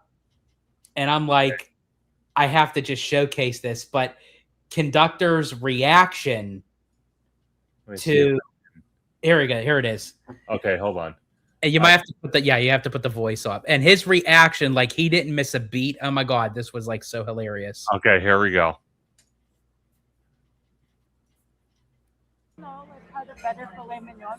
I had it more like softer, and at least seasoned that I don't need any sauce on it. So I give it 2 yums. Okay, so there was some confusion with the temperatures of our steaks, which we really didn't know because it is like very darker in here. So I ordered a blue steak, which I think it was more so coming out as like rare. But little did we know that they mixed up the plates, and actually Conductor, after I brought it up, he noticed it, and he had me take a piece of his steak or his filet mignon, and it turns out that I ended up with his, he ended up with mine. So essentially, he cleared his plate, was essentially my plate. But how is my filet mignon? Couldn't be more perfect if they tried. Oh, no. Dude. I am so glad I got that on camera. I am so glad I got that on camera. Oh my god. I was like dying, dude. I was trying not to choke to death. I was dying just laughing. Oh my god. Oh god. It was hilarious. I'm not even, did I say anything after the restaurant, like in front of Space 220? No, I didn't. I don't think there was a funny moment. I don't think there was. No, I think for just the Space 220, I think that was the moment right there. Yeah, that was perfect, though. Yeah. You have to admit, Oscar Gold winning content right there. Absolutely. That was perfect. Oh, 100%. And everyone watching, like, if we literally let our cameras run 24/7 of this trip, good. It would be Jackass times 100. Literally, it would. I'm not even kidding. Oh my gosh! But I'm gonna pull up. Let's see. We are gonna watch. Let me see. Because I want to get. I think we're gonna move away from Universal. We're gonna go to the Disney side because you have the Magic Kingdom video. I want to play that, and then we have like 1 or 2 more topics, and then we're gonna end tonight. But here we go from the Magic Kingdom. This is all courtesy of Hollow Gelato and his wonderful wife Abigail. Here we go. Let me share the screen here. And here we go. So we were staying at the All-Star Movies. Actually, not a bad resort. I loved it. Everything about it was awesome. Yeah, I love the All-Star resorts, whether it's movies or music. I'm not a fan of sports only because that's where they have like all the sports teams and like the cheer competitions. A lot of teenagers and kids, and like it's just like, no thanks, I'll pass. But movies and music I absolutely love. It's a very charming resort hotel. They have different sections of it, you know, where, you know, you could be staying in the 101 Dalmatians, you could be staying in Toy Story, you could be staying in Herbie the Love Bug, the Mighty Ducks. We were in a preferred room, so we were in the 101 Dalmatians section, which is basically right there by the main building. Like we didn't have to walk far at all. No, that was awesome. And then John wanted to ask, were the mattresses firm, like hard? Or no, I sleep like a baby on those mattresses. Same here. I didn't have any issues. They felt really comfortable. I thought. I love this train station. I love that. That was awesome. Yeah, you definitely get like you could see with Magic Kingdoms that the train station is much higher, like higher up, because essentially right here, while we're about to go into Magic Kingdom, we're actually not on ground level. No. Ground level is the utilidors. Yes. So yeah, we're actually up a good, what was it, like 15 or 20 feet off, ground level. Yeah. And you can kind of see the similarities behind you. You got the theater right there, which is a massive building. You had the train station, and then there's the castle, but he actually turns the camera around and films me and Tommy. And Abby's kind of just like, okay. Okay. So we're coming. It's our first time seeing the castle. Tommy's wearing that really cool, awesome shirt. Loved it. So we walk, and then Tommy's like, "Oh my god!" And then I'm like, kind of saying the same thing. Tommy's all buzzed. I love it. He was excited. I was excited. That thing is massive, even from a distance. And when you're up close, it's even more massive. Yeah, and I'm so glad that they got majority of the painting done for the castle, that we got to see it in its original colored format. 100%. Because I haven't seen it like that in years. Yeah. Like, it's been years for me.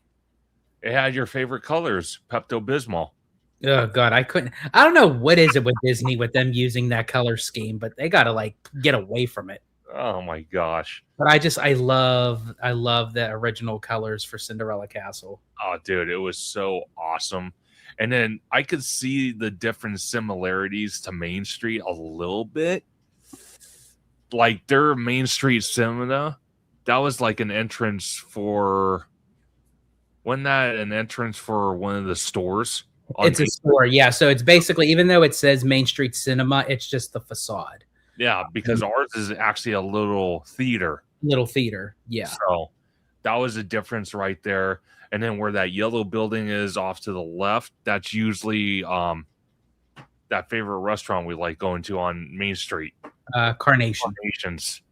Yeah. So there was definitely similarity, or like differences, but similarities at the same time. And I think one of the biggest noticeable things I saw once we passed the Main Street, well, first of all, the street itself is wider. I could definitely tell that 100%. That's the one thing that I do miss when tackling the parks is, well, Disney World parks, the sidewalks and the walking path is very wide. There's tons of room for people to walk. 100%. And then as soon as we pass these buildings, you have two, one on each side, like green space areas. It's all grass, like that fake grass, and then they have like a sitting area where you can relax, have a picnic, whatever. I'm about to show it right now, I think, but it's just, you don't have that, because literally on the right side of the street we have the Plaza Inn, on the left side of the street we have Jolly Holidays, so we don't have that. And then boom, you have Tomorrowland right in that direction I'm showing. So that was pretty cool. But you could definitely tell the differences. Like, I'm glad I was able to experience Magic Kingdom. I can't wait to go back next year with you, George, and Tommy, to go see that. But this is that green space I was talking about. We don't have that at Disneyland. We don't. Yeah, it's basically like a little chill down area that you could just kind of sit, relax. If you have young kids, they could take a little rest, or if a lot of times people bring in their laptops, where if they're on a business trip or something, and they just like being in the headspace of Magic Kingdom, they'll sit and they'll do their work right there. That's awesome. Now, this is also an area that they use for the Disney Fairy Tale weddings. They'll use that area for seating arrangements, or maybe if they have like the after party, they have like the table set up. So Oh, wow. they'll utilize that if someone wants to put out the money and actually get married in the park. I think last time I heard it was like $100,000 to It do that. is expensive. Yeah, I'm like, I'm sorry. I love I would love my future wife as the next person. 100 grand I could put down on the house, or at least 80 of it, and use 20 grand for a honeymoon or something. Yeah. That's And kind of, it's literally, yeah. I mean, I know a lot of people do it, and if you could, if you could afford it, God bless you. But like, sure. yeah, me, I'd rather put the money out for the honeymoon, have Yeah. an extravagant, vacation. Oh, 100%. And this was kind of cool because we're catching them painting the castle during park hours. So that was pretty cool to see. That was Yeah. pretty awesome. And my gosh, those guys are brave. Like, I mean, me and George went on the damn Mickey Fun Wheel at DCA and I was shaking. I can't imagine being on the damn boom lift like that, especially that guy on the higher part painting that. Well, you see, that's what I'm saying. Like, see, they're all the way high up. They have no cage or fence protecting them. So, like, why do we need it on the fun wheel? Oh, you're a piece of work. Because I actually value my life just a little bit more than probably anyone else. Maybe just a tad little bit. But walking into Tomorrowland, let me ask you, because again, you are a veteran when it comes to Walt Disney World. Do you think, and do you agree with everyone that is a Florida resident or has been to Walt Disney World so many times their head would spin, literally, that Tomorrowland is very outdated compared to the one at Disneyland? I will say that both Tomorrowlands need significant help. I think they're both outdated, but when you want to compare the outdation, if you will, I still think Magic Kingdom is one step ahead of Disneyland's. I feel like that there's more room, there's more breathing room, there's kind of more to do in the sense. You have the people mover, you have the carousel of progress. The Astro Orbiter is up on top of the people mover where it belongs. I'm not a fan of Magic Kingdom Space Mountain.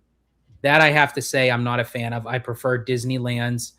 Again, the Tomorrowland Speedway, just like Disneyland's Autopia, they can go, both of them.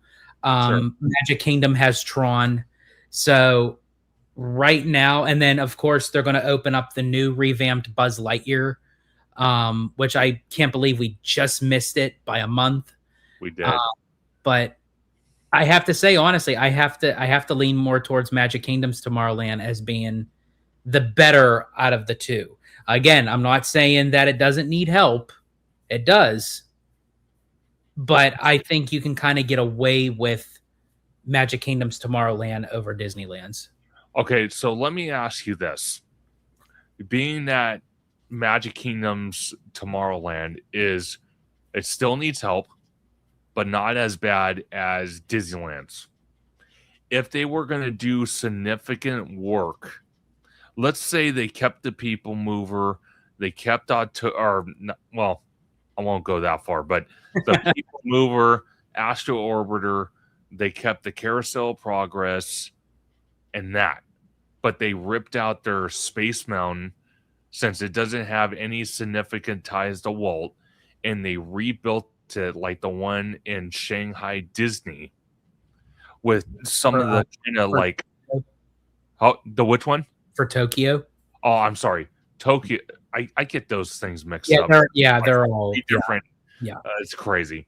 But Tokyo's Tomorrowland, Space Mountain, they tear out the Magic Kingdom one, put that one in there, and they kind of have the updated elements throughout the land, and they incorporated in this. Would that be significant enough? I think so. I think a lot of Tomorrowland's issues aren't really the attractions. I feel like it's the aesthetic of the land. Yeah. And I feel like if they were to revamp Space Mountain to what you were saying, like a version kind of like what they're doing in Tokyo, because the outward aesthetics of Space Mountain of what it's going to look like kind of gives off that Tron feel. It kind of gives off that kind of color scheme and everything. So that way the Space Mountain could kind of be cohesive with Tron. I think so. My thing is, you think they would touch Magic Kingdom's Tomorrowland before they touched ours? Or do you think ours needs more help than theirs does at this current moment? I think they may touch Disneyland's first, and I'll give you a couple reasons why. As I had already mentioned, they already revamped Buzz Lightyear. Yes. They already added in Tron. I think if they were going to revamp Tomorrowland down in Florida, they would have done Tron and Buzz Lightyear as a package deal with the rest of the land. 100%. They didn't touch nothing yet with Disneyland's Tomorrowland. No, they did not. Nothing. They're not revamping Buzz Lightyear out in Disneyland. Why? Why aren't they revamping it? They could have done it simultaneously with Magic Kingdom. Why aren't they doing that? Because I feel like they have a bigger plan in mind for Disneyland's Tomorrowland. And I think, and I could be wrong, I don't want to give people the wrong impression, but I have a... Geez, stay. My thing is, Disney has been kind of amping the notion that Disneyland's 75th is going to be bigger than its 70th. How can they top the 70th with the 75th? They're going to have to do something big to the park that is a game changer. Well, okay. I think for Disneyland's 75th, they're going to revamp Tomorrowland. Okay, let me ask you this then. If they do that, and let's say they don't open it until the 80th, that's 5 years. Is there any part of that? See, I can't even speak. Is there any part of our Tomorrowland you would save, or you just say, knock it all to the ground, rebuild the whole damn thing, start from scratch? I would really knock everything out except for Space Mountain. I would change the outward aesthetic of it. Okay. But I would the type of track and vehicles. It's very smooth and everything. Maybe replace the track, because it's wear and tear, sort of like how they did with Big Thunder. Sure. It's a lot of wear and tear. But I would keep Space Mountain. I would say get rid of everything else. That could possibly be why they still have that damn wall that's been sitting there for God knows how long, for 6 years. That they said that they were going to do something with. I don't know. It's still sitting there. It's kind of sad in a way. But my thing is, I don't necessarily think they're going to start it for the 75th and open it for the 80th. I personally think if there's a big announcement that they may surprise us with D23, is they announce it now, but have it completed for the 75th. That's possible, but that's only 4 years. You think that's possible? I think if they really, honestly, with Damaro at the helm, and if he really wants to put his name out there and do some big work, I think they can kind of haul ass with that. I really do. Because I think that as much as I wouldn't mind them demolishing the whole entire Tomorrowland and starting from nothing, I don't think they're going to do that. I think they're going to close it off and add new aesthetics to the land. Okay, so let me ask you this. So you're saying literally everything would get demolished besides Space Mountain? Everything? I would say, honestly, well, no. I think, honestly, Buzz Lightyear would stay, but I think that's why they're holding that off. they're going to revamp Buzz to what they're doing at Magic Kingdom now, but it's going to be part of the Tomorrowland revamp for the 75th. Okay, so you would keep Buzz, you would keep Space, anything else? Honestly, I would rework the track and bring back the People Mover. Okay, that was the next question I was going to ask you. Personally, for me, I'm going to be very honest with you. I personally would, if they're going to rip out Star Tours, they're going to rip out the old track of the People Mover. They're going to rip out the Star Wars launch bay. They're going to rip out maybe Galactic Grill. Get rid of that. They possibly could rip out Autopia, maybe. And I know David from Fresh Bake would probably be mad that I said that, but if you rip that out, and honestly, I would get rid of the subs. I'd keep the lagoon, but I would get rid of the subs. Yeah. Okay. So if you rip all that out and clear out the motorboat cruise area. Okay. And you clear that out. If they brought back the People Mover, you think they, to make it ADA compliant, like John mentioned in the comments, do you think they'll build it like Magic Kingdom's Tomorrowland, where it kind of wraps around the buildings and it has enough widened track where if they need to evacuate, they have space to do so? Because obviously our People Mover track that we have is not ADA compliant.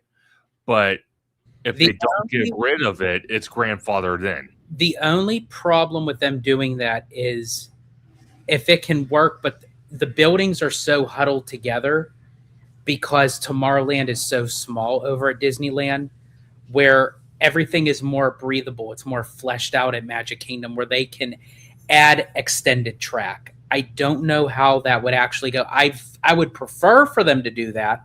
I just don't know. I think if to your point, if they were to knock all that stuff down and rebuild out, then yeah, and it gives them more breathing room, then I would say, yeah, they should do that for sure. No, 100%. I think it's more impossible. Again, if they're going to keep Buzz Lightyear and they're going to keep Space Mountain but rip everything else out, it's more impossible. Yeah. It's more impossible. I think it's way, again, I'm not a construction person, so I couldn't tell you. I found this interesting, though. So in Frontierland, we have the Golden Horseshoe. Right. No. They have to get fancy. They call themselves the Diamond Horseshoe. But it's basically the same thing, right?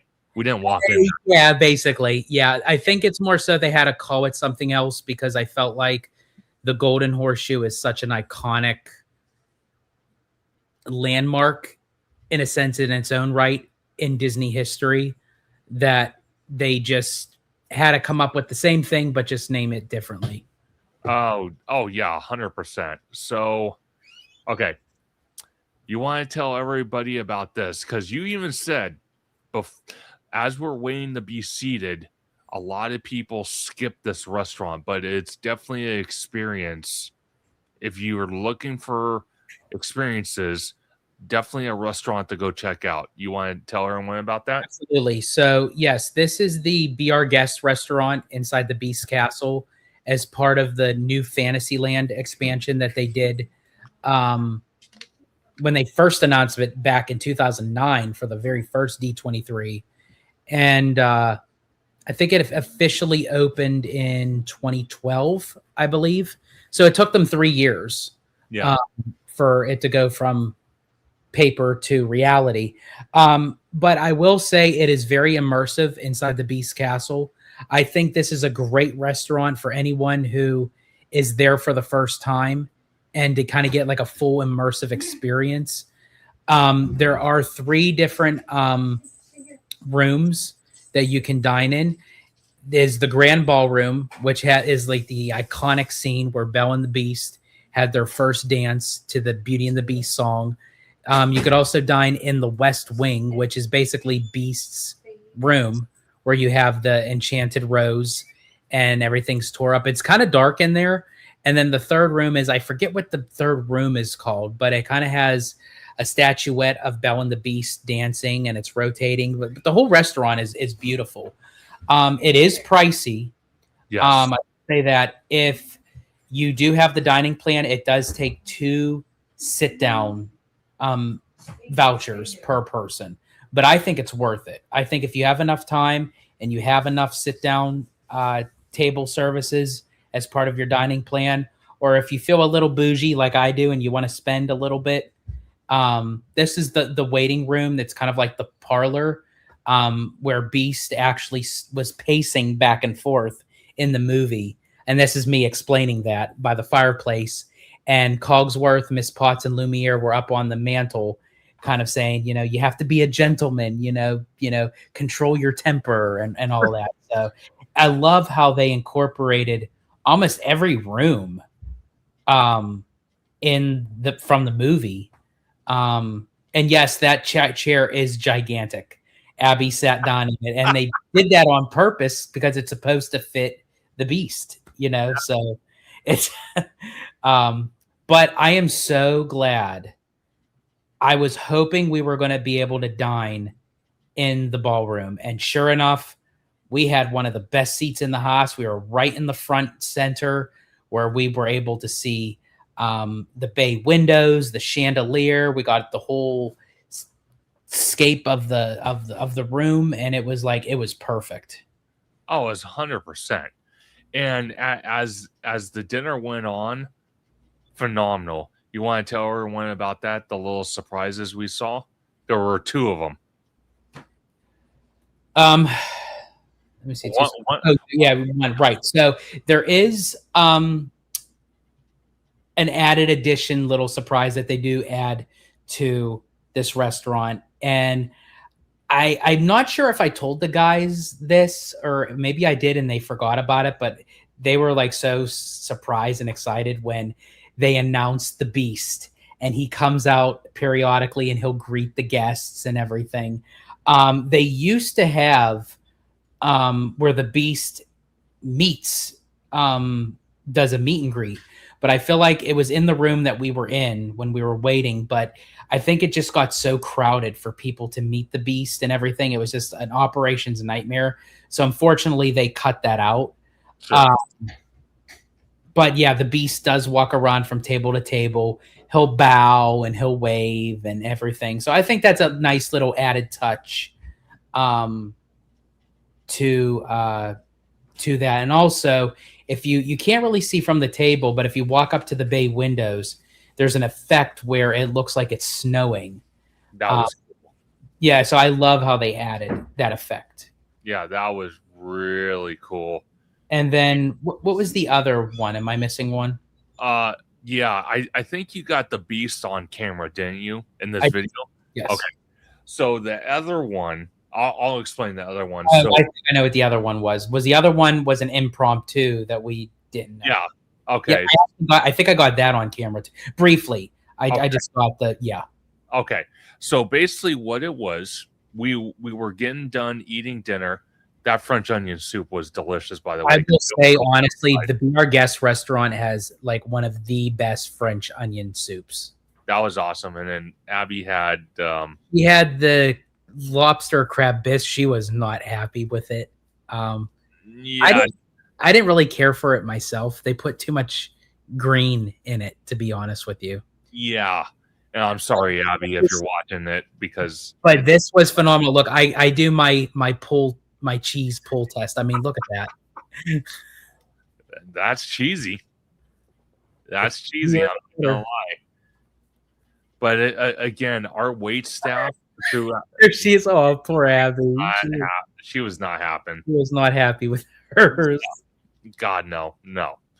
But I do have to say, the wait staff, that there's me in the corner, and George is laughing. Yeah, look, he's literally dying. You're just in your own space. You're just eating your French onion soup. Oh God. Oh my gosh. I do have to say though, the wait staff for both Universal Orlando and Walt Disney World, top notch. I have to say, I don't think we had any issue with any cast member or any team member. Not one. if anything, they wanted to help more. They did. Which is, oh geez, here we go. Yep, there's the cheese there. Yeah, it's hanging on. There it is.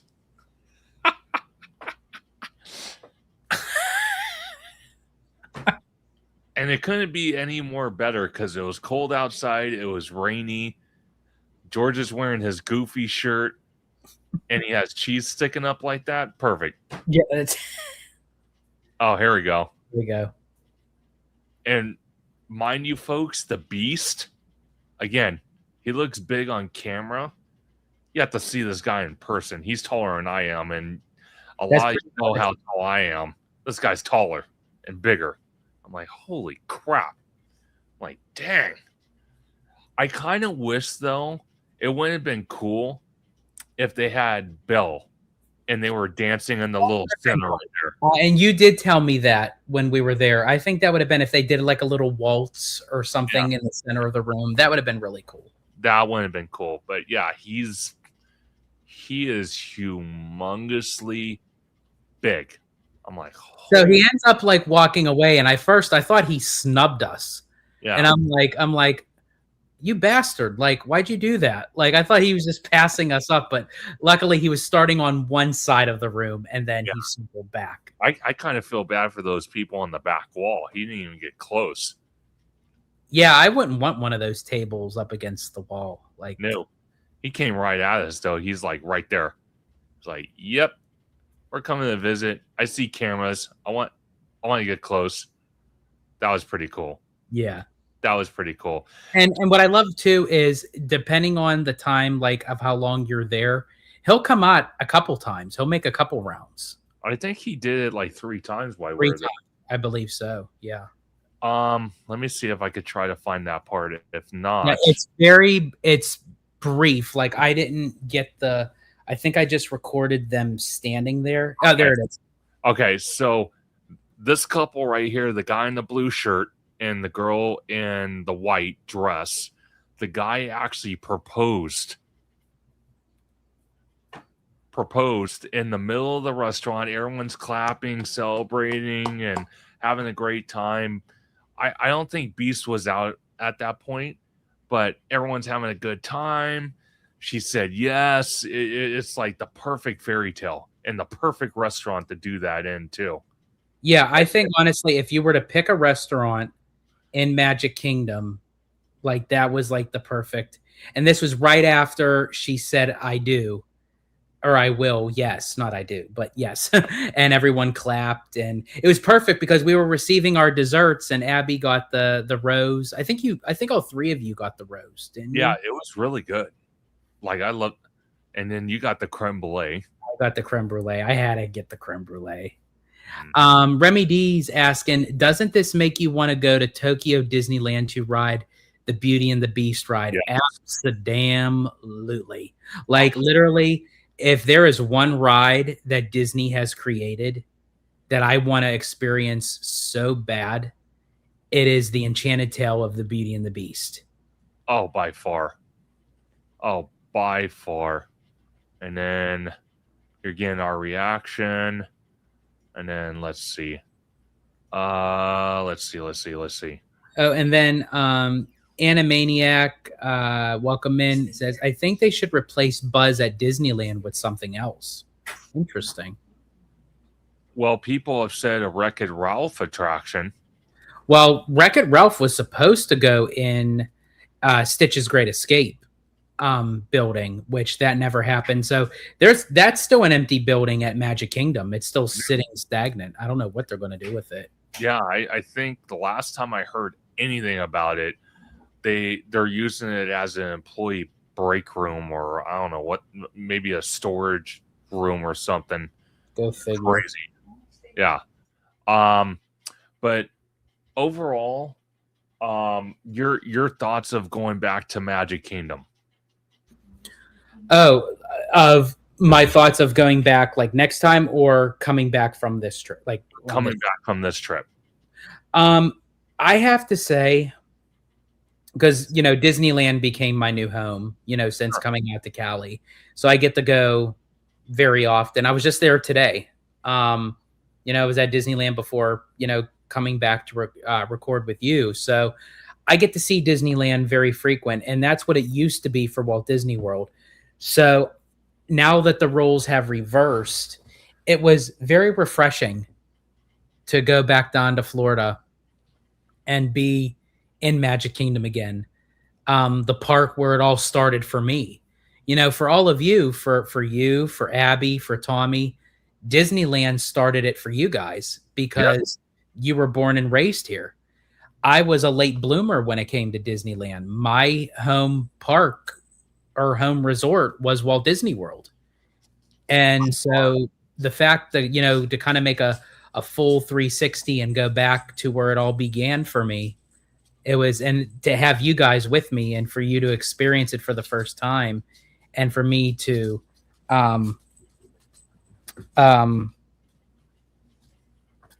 watch you guys experience, that was really cool. No, by far. And I want to tell you this before playing this next video, because this is going to get kind of hot and steamy here. I'm not playing the whole thing, but I think the best part, seriously, the best part of the whole trip, at least for me, was hanging out with two of the closest friends I have known, starting my YouTube channel almost 3 years ago. And I couldn't be more happy to experience Universal Orlando and Walt Disney World with not only Tommy, which it was his first time as well, but George and Abby. It was like literally a fairy tale that you can't rewind. It's something that happened. It's something that will be forever etched in my mind as a wonderful memory. And the way that George planned out that trip, every single reservation, every single location, park, ride, just navigating. It was all George. It was all George. He did all the planning. It was literally a year in process where there were times George, he could tell you, he woke up at 2-3 in the morning to make reservations for a restaurant that we might not experience for 6 months, but he did it. He planned it. And I do thank him so very much, literally, for encouraging the dining plan. Because the dining plan, I really did feel it saved. I think the dining plan saved all our asses, to be honest with you. And I haven't had the dining plan in a while. And I was questioning it a little bit because I haven't done it in a while. But after getting it back, I'm like, okay, now I see why I used to do it all those years. But aside from that, thank you so much for the kind words. Honestly, Conductor, as I said, I don't think there's really, and I've said this to you before, and I think this is the third time I'm saying this, I don't get speechless, short of words a lot. But I don't know, something about like when you mention stuff, like I'm lost for words, to be honest with you. But I am so glad, and you're absolutely right. Like looking back at all the video footage that we've been showcasing, it's like it's out there, it's out there for life, and we get to relive it through those memories. And as much as we have more adventures on the way, and I can't wait to experience them with you guys, and we get to go back. As I said to you before this trip, there will always be that first trip. You will never, ever get that first trip back. So the fact that I was able to do that for you guys, the fact that I was able to not even just do it for you, but also be a part of it with Abby, I think the four of us had a blast. I mean, there was like, and I'm so glad everything, worked out the way that it did. Everything moved seamlessly with the reservations and all the bookings, and putting all the puzzle pieces together. And yeah, I would get up because I would be 3 hours behind Florida time. So when their reservations went up at 6, I had to be up at 3. But I was more than happy to do it. I couldn't wait to get up at 3. I think that was the first time I got up at 3 a.m. with a smile on my face, where I'm just like on my phone and I'm just like, yep, we'll take this one, we'll take this one, we'll take this one. And it's like the only one that didn't turn out the way that it didn't. And I was a little bit bummed, but we will have it the next time. And that was the California Grill, because that one used to take 2 sit-down restaurants, and now it doesn't take the dining plan at all. Yes. And we were considering on still going to the California Grill, but it is wicked expensive. It is $100 per person, not counting any add-ons that you would want to do. So you're probably looking at maybe like $150 per person. And I think we would have done it had we not spent at Space 220. I think if we didn't do Space 220, we probably would have done California Grill. But I'm still glad everyone got to experience Space 220. And I think when we go back down, California Grill will be the next big hotel that we can kind of save, and we'll go and dine at, because I absolutely love that restaurant. But I'm so glad that you guys got to experience Steakhouse 71. Oh, by far. It was phenomenal. I loved it. And I love that there was homage and tribute to Walt, because I never went into Steakhouse 55 at the Disneyland Hotel, and I wish I would have, and I didn't. So I'm glad I was able to check out Steakhouse 71. That was really awesome. Again, wonderful food. No disappointment on my end whatsoever. But overall, the trip was an absolute success. And literally, I think after our first Disney park day, me and George really started looking at numbers for next summer, because we're going to be right back down there to hopefully see Tropical Americas open. And then George wants to take me on my first ever Disney cruise. So that should be excitement. Yeah, I cannot wait for. And I think Conductor is starting to kind of see my way of processing how I do vacations, because he just jumped right in. While we were on vacation, we're talking about next year's vacation. That's just how we do it. But yeah, that I cannot wait, because again, just like your first experience at Walt Disney World, your first experience at Universal Orlando, that you're going to have that same experience with the cruise line. 100%. Well, again, trip was phenomenal. I loved it. But let's go back home for a minute. Here at Disneyland with this lovely person, to put a G rated. Yes. And not anything above that. This guy calls himself Oblivion. This guy got, I don't know what he did, like at the beginning to enter the park, but eventually he met up with, well, actually security met up with him and the girlfriend, her, and they caused a disturbance. You've watched this video, right? Or at least this part going forward? Yes, I have. Okay. I'm not going to play all the audio because I think he kind of gets a little verbal, and I don't want to get too, I don't want to get a copyright strike or anything, but I'm going to tell you this. Do you think he was causing issues in the park? I mean, like a disturbance? I didn't really from what I was watching, I don't think I've seen anything kind of out of the ordinary that I haven't seen like regular teenagers doing, but I don't know. Maybe someone kind of tipped them off and like said it was. Well, okay, so he was live streaming, and there was 14,000 people, according to him, that were watching his live stream. and he got swatted online. Okay.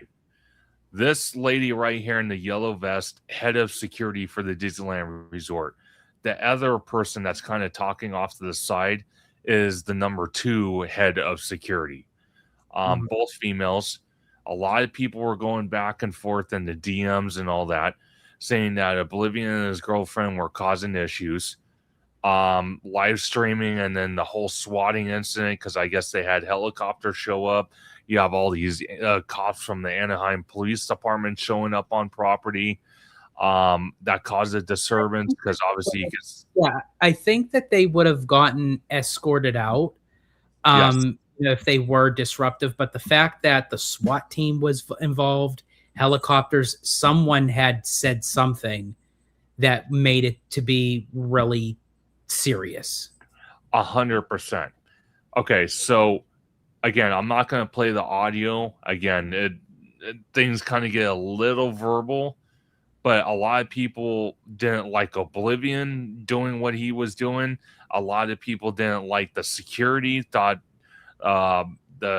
this female here in the yellow vest was being a little too aggressive and rude. And I think the reason why it may come across that way is because I feel like whatever got recorded and shown to the public, it's not the full story. So I feel like, to the credit of the officers, or whoever you would call them, I feel like they had more information as to why they reacted and how they were speaking to them. And that wasn't released out into public. So when people watch it, they're saying, whoa, they're like, why are they being so harsh? Why are they doing this? And I think it's because I feel like the full story really wasn't put out in the public. No. And John Make It Rain says, all I can say is that the main security lady, the lady in the yellow vest, needs more training. The kids weren't wise with their words. But it also, I heard stories that this lady here, she didn't even really know what live streaming was or what swatting was. That was a growing. Well, and Rudio says allegedly he was throwing gang signs at another group in the Esplanade area. Oh, see, I didn't know that part. See, and that's where I think it kind of goes both ways. I feel like, again, where we don't know the full story on both ends, when you're only seeing a little bracket of what we're watching, we could say, he's done this, or the officer didn't do that, right, and this and that. But I think if we knew the whole story from beginning to end of what really went on, then I think it would shed more light on the subject. Rudia says the lead here needs to be retrained on de-escalation. It's possible because, again, she's the head of security for the Disneyland Resort. So if she's out of touch on modern day technology, she does need to be retrained.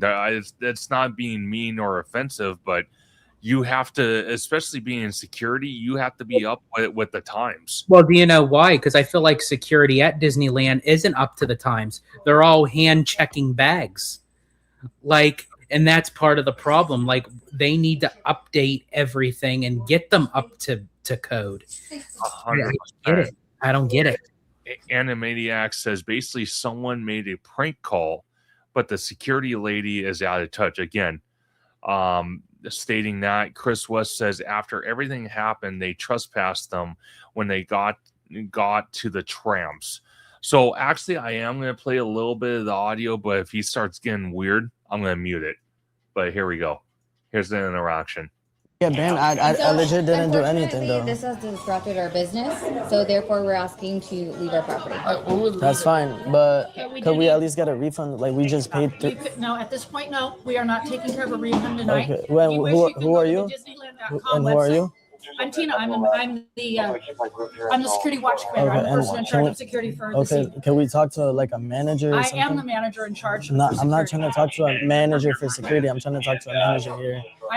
We didn't do anything though. Tonight, your days have ended. That's fine. All I'm looking for is a refund, and that's it. So I'm going to tell you this. I've also seen people making comments I don't know if it's Oblivion's fan base or just people online just want to cause trouble, but they are actually calling out for both these security ladies for the Disneyland Resort, two heads of security for the Disneyland Resort, to be fired because they feel like they didn't handle it very well. Is there any updates on either side? No. As far as I know, I haven't heard anything. Personally, for me, there were mistakes made, and I'm going to play some more, but there were mistakes made. Oh, I love this. My gang sign is DW Dole. No, I think what he needs to do is maybe contact a lawyer and kind of do what Adam the Woo did, if he really wants to go down that road, and file for reinstatement where he can be allowed back on Disneyland property. Now, when it comes to this is where I get confused of like really what was fully being done here, because I'm just going to just call it out as it is. I love Adam. I miss him to death. I wish he was still with us. But of some of the stuff that he did in his past, he did a lot of trespassing, in areas that he shouldn't have. Yeah. So I could understand why they trespassed him. Yes. I'm glad that they reinstated him. I'm glad that he was able to get back to the parks. I wish Universal would have considered it, before his passing. Yeah. But I'm still trying to figure out, and Rudio said that he was allegedly throwing gang signs and everything. I still think there's still something missing that we don't know. Because I don't think that security would have approached him if it was just something of what was shown on camera. Well, the thing is, the whole backstory to the live stream, before I play some more, is the fact that someone in his live stream, I don't know if it was, right. Yeah, Oblivion got swatted, and the cops showed up on Disneyland property. Inside Disneyland. And I think that's where these two ladies, the two heads of security for the Disneyland Resort, met up with them, said, "What's going on? We see a helicopter above and all this other stuff." And that's when they told the security, "Hey, we got a guy that is causing a dangerous threat." That's basically what swatting is, to a point, from my understanding. And that's when this whole thing transpired. But I'm going to play more of the video so you can hear it. If you want to, she was trying to explain that to you. You can go on our website, okay? You can But go to unfortunately Disneyland.com. tonight, Okay, but I'm just trying to talk to someone right now to get a refund. Unfortunately, no. You're speaking with Emily and myself, who are the security managers for the resort. I'm not doing nothing. I'm complying with your orders. Like so what else? It's a disruption to our business at this point, so we're going to be asking your group to leave. All right, then. That's fine. Thank you. And we're going to walk you guys out, and we would like to have name. We would like to see your ID. We're good. Thank you. We appreciate it. We'll just leave. So they're not showing. Charlie, what? More than likely, this could be an indefinite if you come back again because of your. Can we pay for these at least or no? If you're taking Yeah. If you're gonna take them, then you could go to jail for petty theft. Somebody wouldn't want that. Okay, right there. First problem that I see. Oblivion didn't want to show his ID. Why that was the case, I don't know, but I guess that's his right. But this security lady here, when he asked, "Hey, can I pay for this real quick?" and she came up with that kind of smart ass remark, do you think that was really appropriate? No, I think honestly the response that she gave when he asked, "Can we want to get these? Can we pay for them?" and she's saying, "If you walk out with them, that is considered, we could charge you with theft." That's not what his question was. Yeah. His question was, can we pay for it so it wouldn't be theft? Yeah.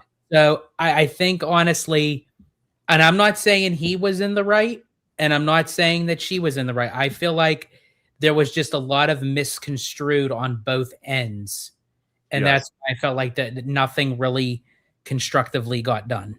No. And I'm going to play a little bit more. This is literally at the tram because the altercation continues. And I think you need to hear it.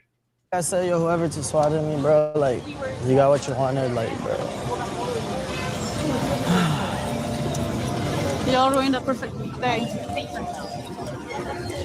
No, I'm not gonna give them my ID check for this. 5 stars gone. Yeah, Chad, we only got like 2 stars on us right now. I'll be honest, I'm not sure I can come in from this. I'm just on the escort. Do you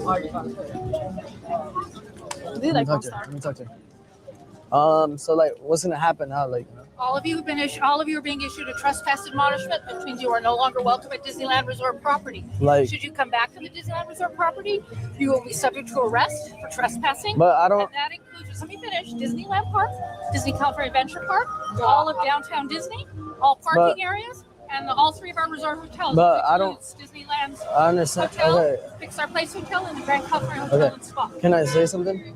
Can I speak now? Let me finish this. I just need to make sure you all understand Okay. that if you violate the trespass admonishment and come back, you are subject to arrest. So that Now- means you're coming back on property. Do you understand that? Okay, can I talk now? No, I don't understand because like why am I getting trespass banned if it's Being doing hacked if because it's not in my control of anything? Like I don't understand. Unfortunately, your behavior, then What the action behavior, resulted bro? in Like disrupted our business operations. it's not my behavior. It's not anything I did. It's just that they swatted it. Swatted like how's that my Unfortunately, it fault? disrupted our. I understand, but it's not my fault though. Like it's not my fault that there's 14,000 people watching and someone swatted. It is your fault. How? You should have ended this live stream. Unfortunately, I know you don't want to because that's money for you, and I should have ended it. How? Like what? Like I didn't Say, you know know it was what, gonna guys? happen. Well, unfortunately, at this point, it's disrupted our Like business. am I supposed to read people's minds that they're gonna swat me? Like Real quick. This is correct. Here's the thing. I don't know if this is how this works. I don't know. I'm still kind of not privy to like all the technological terms of everything of how things run. Sure. Say he got swatted, which he did, and she said end the live stream. If he ended the live stream even after the fact of getting swatted, wouldn't the SWAT team still have been called? So what she was saying was the reason why you're getting trespassed from Disneyland property, she said your behavior, but then it went from your behavior to you keeping your live stream up. So Well, I'm confused. So would he have gotten banned had he ended it anyway, regardless? Or if he would have ended the live, he would have been in the clear? Well, here's the thing. This was a 4-hour video. Again, it was on YouTube for a live stream, but I think there was something at the very beginning, right when they were going through the entrance gates, and then throughout the night, his behavior didn't follow Disneyland guidelines. But I wasn't going to play the 4-hour video. We'd be here until tomorrow morning watching it. Yes, so John Make It Rain says, it's when you call in a false crime. It's very serious. If law enforcement or civilians get injured while investigating the fake crime, the person calling is held responsible. And that just makes my point. So if the person calling is responsible and it was a person who was on his live stream, Yeah. wouldn't they be responsible and not necessarily him? 100%. That's where I'm like, so when she says, well, you should have ended the live, Yeah, ending the live didn't stop the person from swatting him. exactly. I'm going to play a little bit more, and then I want to ask you a few more questions about it. Private property, and we have the right to. I understand that. I understand that, but there's no way like you could at least be reasonable with it. Like this, it's not being reasonable whatsoever. You guys are acting like I did something which I didn't. All I've been doing was streaming. I bought a fucking bubble wand. I bought tickets, etc. Like, No, we haven't like done if you anything could wrong. show This me is proof having of something Like I did, everyone else. then I would understand. But there's legit nothing I did whatsoever. It's not my fault that someone else did everything like that, and like what, like why am I getting trespassed? Like I understand like for today, but for the other days, what? I'm talking about today. I didn't talk about any other day. Oh, so we come back another day? If this behavior continues no, and no, this no. activity, Oh. but if you guys live stream and we have the same type of behavior, you will be. Oh, that's not gonna happen again. Oh, Oh, you could have just said that. I said you were issued a trespass admonishment. But You it's said today. everywhere. I did. Everywhere on the Disneyland Resort property, and it is now going to be indefinite for the attitude. Wait, So what? you're not welcome. No, you're no longer welcome back. Wait, what? At this today. Point, it's not. Hey, at this she point. said we can go. Let's No, just leave. Wait. this is going to be. You guys are not taking it the right way. So at this point in time, the fact Okay, that you've been pause, uncooperative. pause it. This is where I feel like She didn't de-escalate. She added more tension. she added, because when she said you're trespassed, and I think this is where I think this is where a lot of people get the misunderstanding, is when they say you are trespassed, they don't say for how long. They just say you're trespassed. So in their minds, they're thinking, oh, we're trespassed for forever. But she's running down the list. You're trespassed from downtown Disney. You're trespassed from the hotels. It makes it sound like it's permanent. Yes. If she would have came out and said, for today, You're trespassed everywhere. you were trespassed, because they didn't know. Because honestly, when she confirmed with them and said, oh no, this is just for today, they were like confused. They were like, oh, well, we're sorry, we'll never do this again. Whatever they did, we were misunderstood. And then she's saying that they copped an attitude, so now it's indefinite. So now they're even more confused. It's like, Yeah. I don't know. I just think that this whole thing on both sides, it was very unclear from them, and it was very unclear with the security. 100%. I got a little bit more, and then we'll move on to something a little more happy after this. You have not provided identification. You've refused to provide names. No, it's because I thought it was forever. Let me finish. You are no longer welcome back Wait, to the Disneyland Resort property. That includes all the areas I explained. Do you all understand that? I think that we're leaving. No, like I was genuinely. Can I say something? I was genuinely confused, and I'm surprised that, because I thought you were talking about forever. That's why I was confused. But if it's just for today, then okay.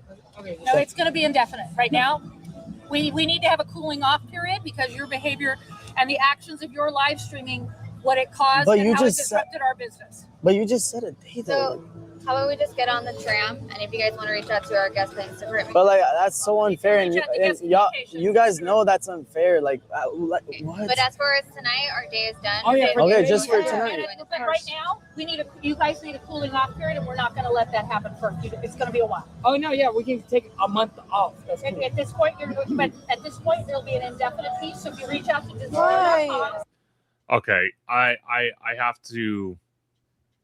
I'm going to end that part of it. I'm going to tell you this. Like I said earlier, there are people online that want both those managers fired. I'll say this, because it's not my place to say. It's not my place either. I'm just repeating No, what. Yeah, I know. I'm just saying it's not my place to say, oh, this person should get fired, this person should get banned. I'm just kind of in the middle, because honestly, I'm still very confused with it. Even though I've watched the video, I'm still confused on what information is still being missed on both sides of the party. So I would say there should be a bigger investigation on both sides. They should investigate the people who were involved. They should investigate the people who were on the live stream. They should investigate the streamers, Oblivion, everybody, the security. Everybody should actually have their time to explain of what happened, because I feel like with the constant back and forth, everything was getting lost in translation on both ends, and it just became a bigger mess. Well, I'm going to tell you this, and it kind of leads into this topic. Josh being named the new CEO of the Walt Disney Company. is because when we listened to the shareholders meeting the other morning, Yeah. and I love doing those with you. It was awesome. And Josh was asked a question, and it was about a touchy subject that is kind of around the same lines of the security thing that happened with Oblivion and other security problems that we've seen at Disneyland and Walt Disney World on social media at times, is the DAWS system. Around the same level of aggravation from people. But going back to kind of tie the bow and knot on Oblivion, his whole crazy thing was by that experience right there, where both parties, it seemed like, security and him, were both in the wrong at certain times, not all the time, but at certain times. And knowing now that what we've experienced at Walt Disney World with security being top notch, knowing what they're doing, updated, trained, as far as we know, overall, like what security should be for Disney. Do you think after watching this, which literally happened while we were on the trip, do you honestly think that Disneyland security, starting with those two women that are the head of security, need to be retrained, and it needs to trickle all the way down?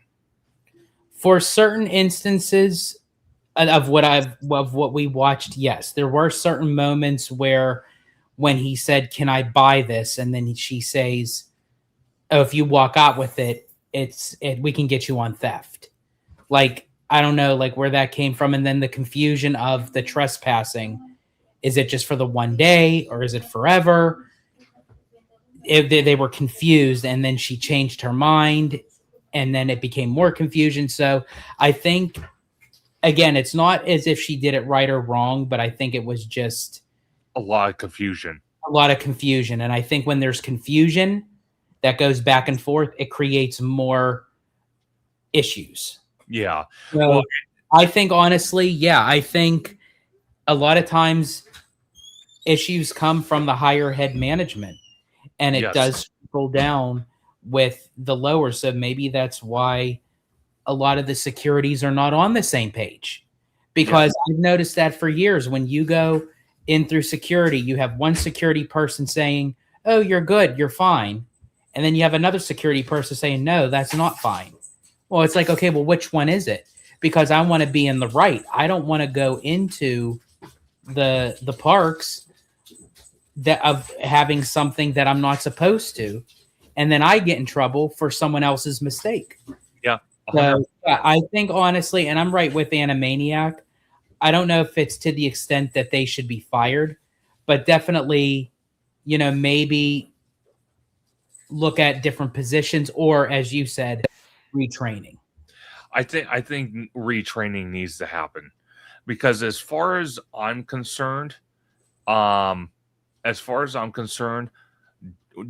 Disney World security, they're on top of it. Yeah, but again, I feel like it's how the operations are handled within each resort.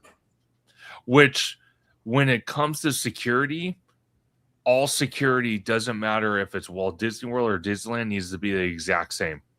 There is no different. Security is... security is security. Yeah, there really shouldn't be. But even what you were saying with Universal, like how Universal Orlando has their own security, Hollywood's has a third party. Yes. And the problem with having a third party security is the mere fact that you could get confusion. One day, like, let's say you're staying at the Hilton, or you're staying at a Sheraton, or you're staying at a hotel down the street, and you're coming to Universal multiple days. Let's say the first day you go through security at Hollywood, no issue. You get through fine with the little tripod, your mics, and everything. You're good. The second day, they hassle you about it. Then they make a huge fiasco where they have to call a supervisor, then you have to talk to the supervisor, and then finally, because the crowds start getting crazy, they let you through, but you wasted all of that time fighting with security or explaining yourself. Then the third day you go back, Now, security again. This is what I think they should have done.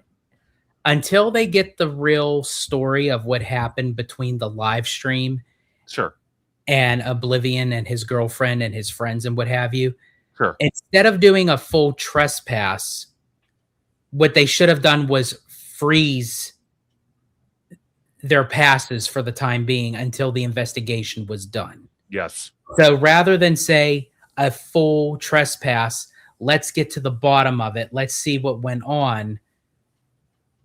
Then we'll take it from there based off of our findings. 100%. Manny Uncanny says Disney needs to step up and provide rules and regulations for all streamers. And I'm glad they brought that up. And thank you, Manny Uncanny, for joining in. And that was my next question to you. What, from this occurrence, what does that look like for you moving forward with streamers or eventually moving into in-park vloggers? Okay. I know this problem has been going on for a little while now.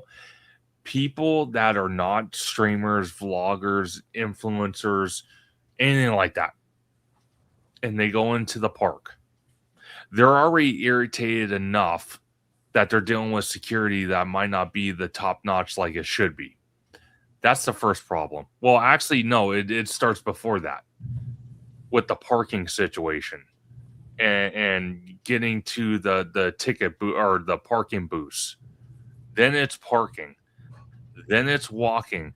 Then it's going to security again, which needs to be updated. Then it's going to walking through downtown Disney and walking through the Esplanade to get into either Disneyland or DCA.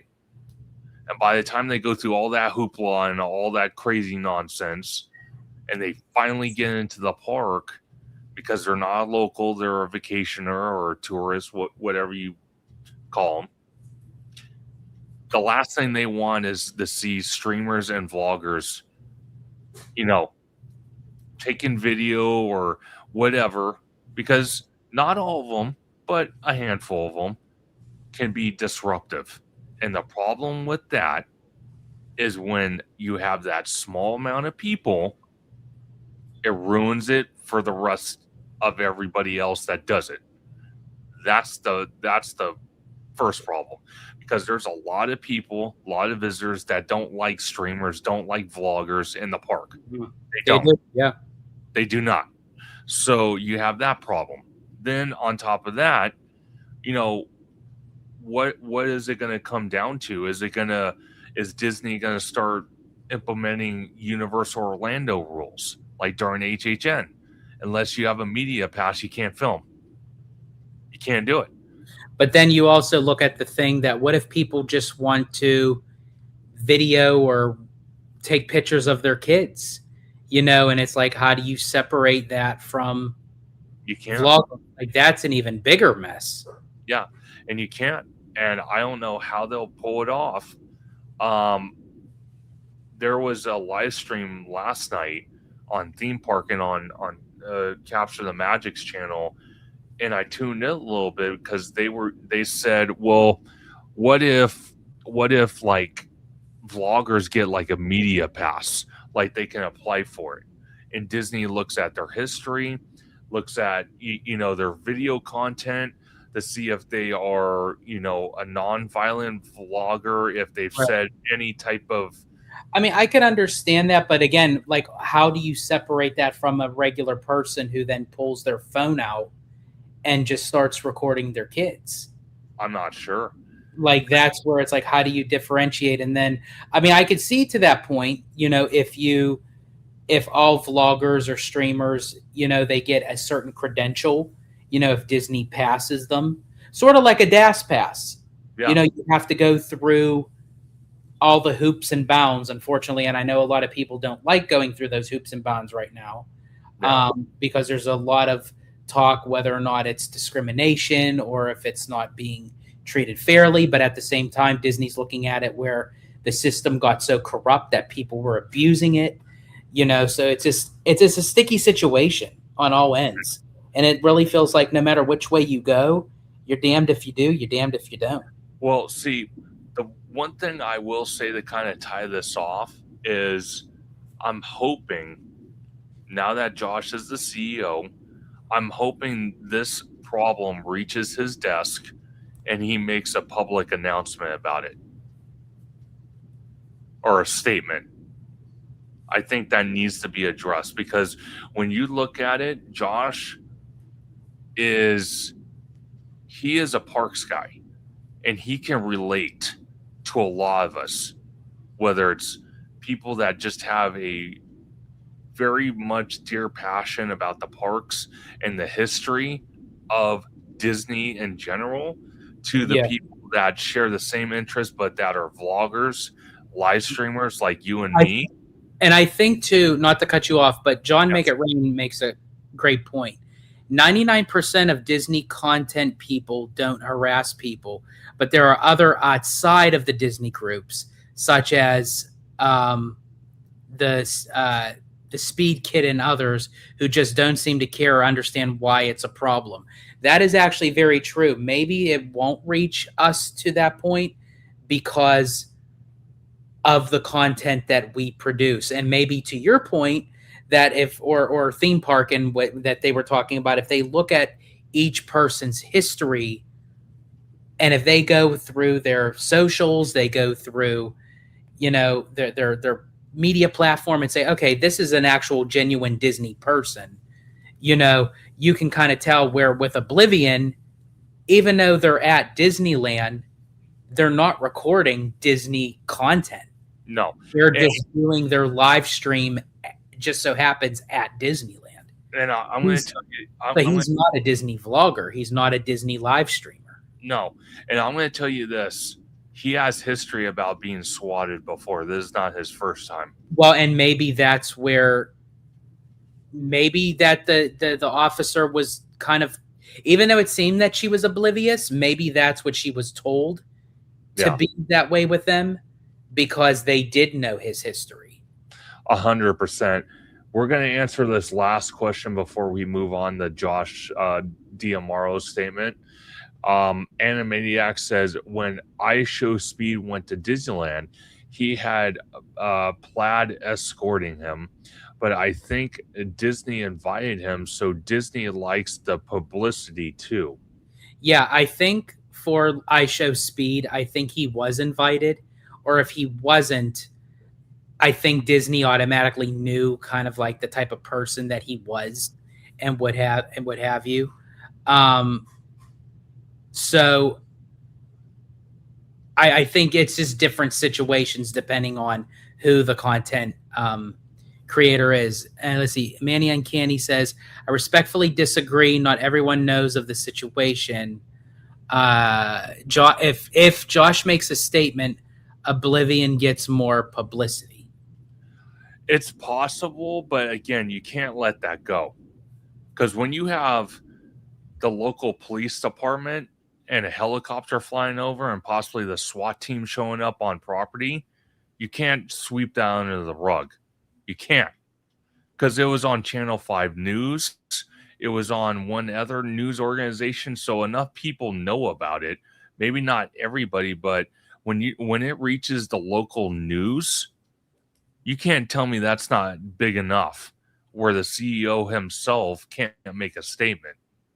Do you think that he would kind of, I'm trying to think, not saying that he shouldn't make a statement, but do you think that it could possibly turn into a Bob Chapek kind of thing? Because again, that's how he was in, where his PR team was saying, oh no, say this, you got to back this up. And then he did, and they're like, oh, you got to retract it. You got to say, I think honestly right now with Josh just stepping in, I don't know if this is the right time. I mean, I know that, a lot of things that it's out of each person's control, but I think with him just stepping in as CEO, I think because of what happened with Chapek, I think that would be the fear as to why with certain things to not say anything right away. Now, he may address it in a different format later on where he's maybe not calling out Oblivion or the situation, but he might say, due to issues that's been going around, with streaming and with this, we as a company have decided to do this. Yes. And I'm going to tell you this. Maybe it's not wise at this very moment that Josh makes a statement. But again, if you don't publicize it at some point and say it's an ongoing issue we're looking at or we're looking into, then people are going to start to think you can get away with that stuff.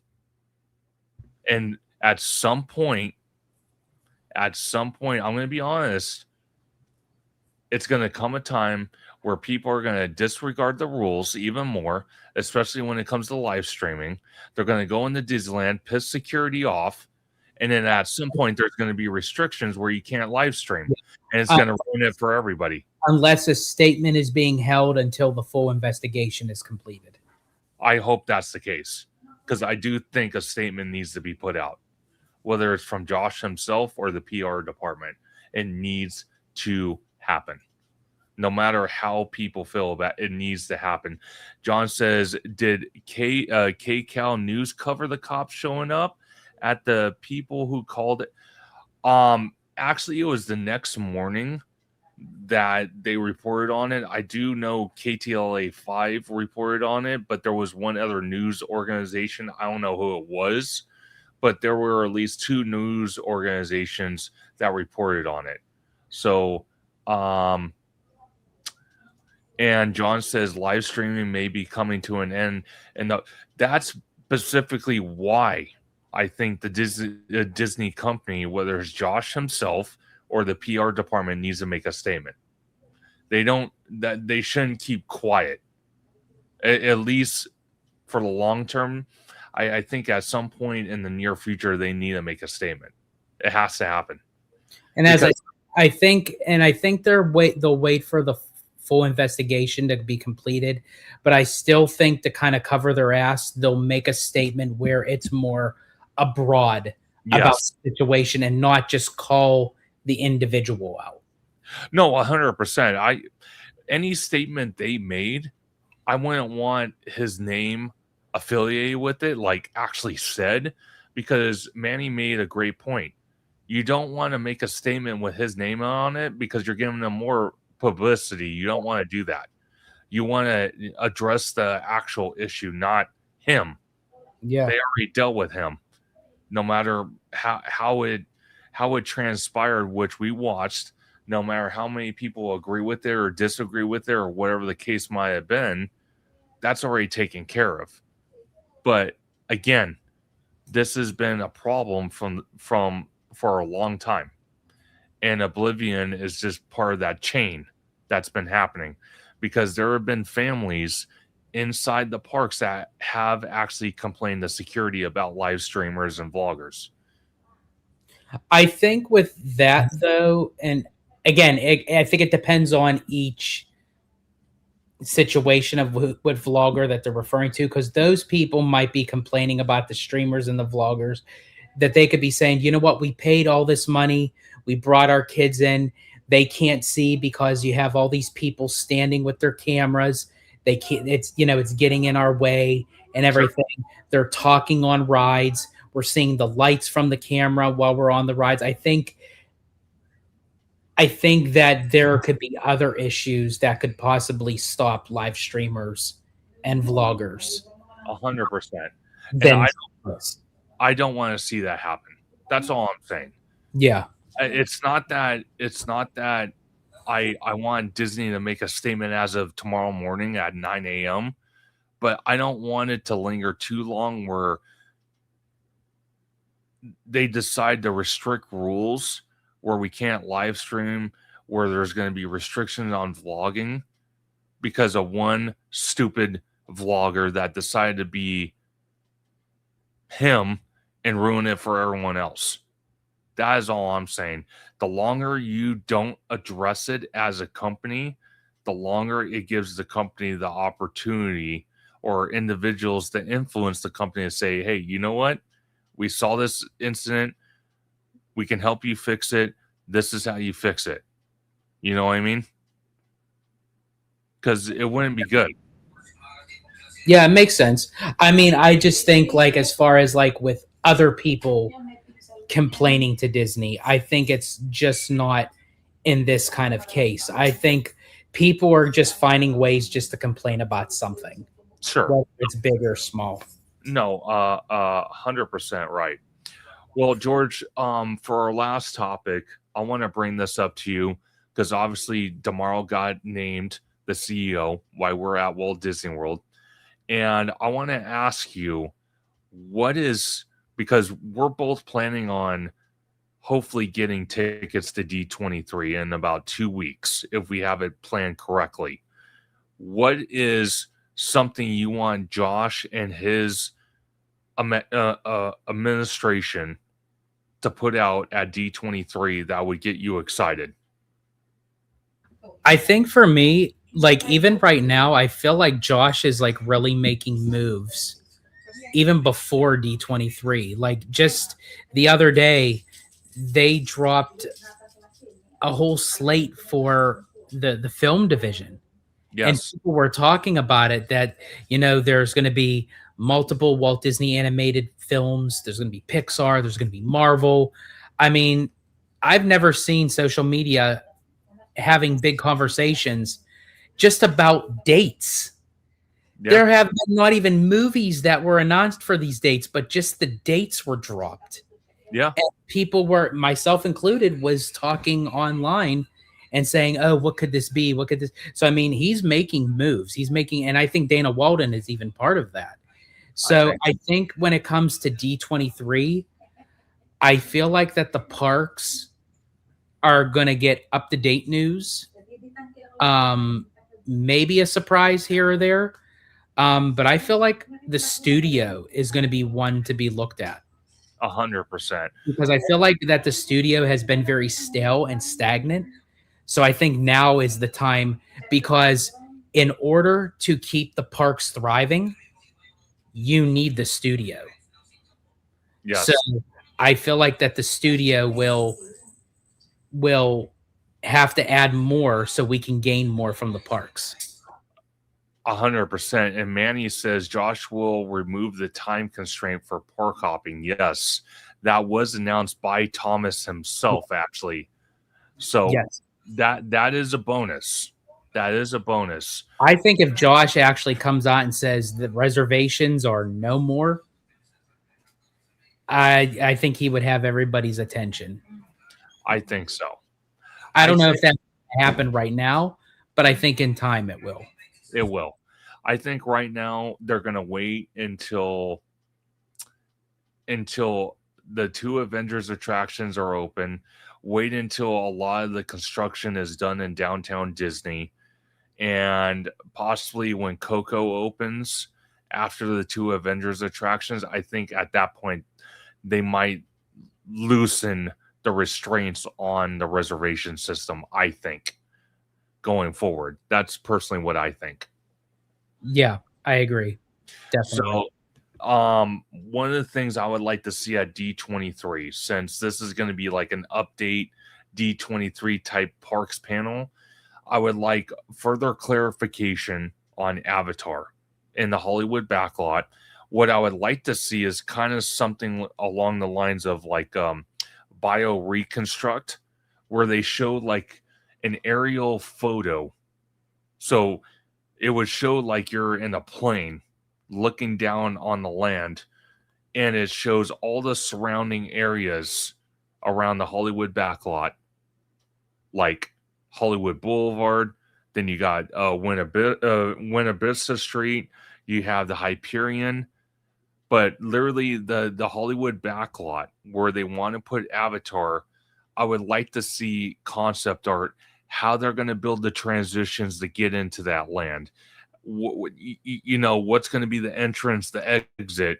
Is the Hyperion going to stay? How much of the Hollywood Boulevard is going to be torn apart for that? How much is staying? How much is getting reworked?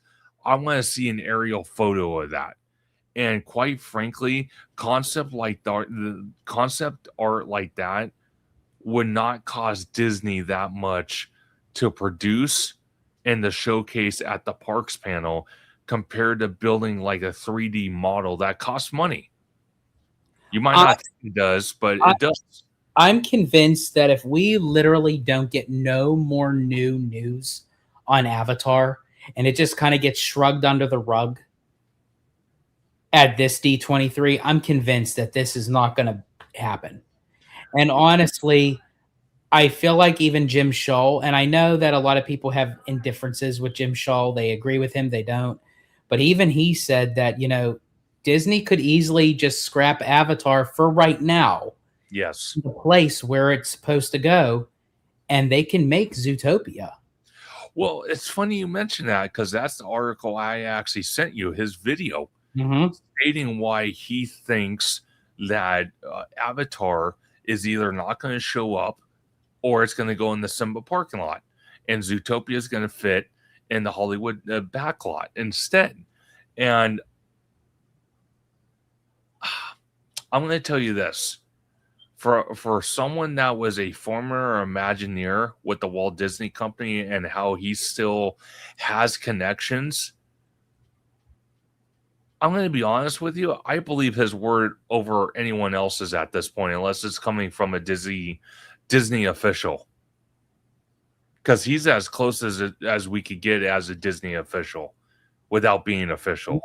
Now that Josh is coming in, I mean, you have to think Avatar was kind of under Iger. To be honest with you, Iger was the one that made that announcement during the meetings call. And then he went to Tomorrow and said, hey, you know what? We got to put in Avatar. You know, I don't know. It's possible. And again, I could be wrong, but I'm just saying $1.9 billion with Zootopia 2. It's number 8? Yeah. In all-time movies of animation. It hit 32 million streams on Disney Plus. I mean, wow. Now I will say this, Cody, welcome in. Not getting Avatar would be a loss. Here's the thing. I think honestly Avatar would still work. I just don't think in this format. Sticking in DCA in the Hollywoodland area, that is not the answer.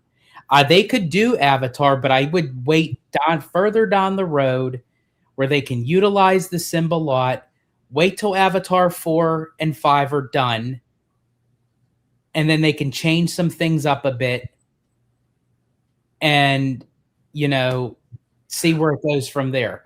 Well, and the Animaniac says, what's Jim's track record for predictions? I don't know as far as his track record for prediction, but as Conductor said, he did work in Imagineering, so maybe he can influence them if they see that. Maybe he's trying to give his like advice under the table kind of thing. But I do feel really like, well, let me ask you this, Conductor, because I don't think we really talked about it.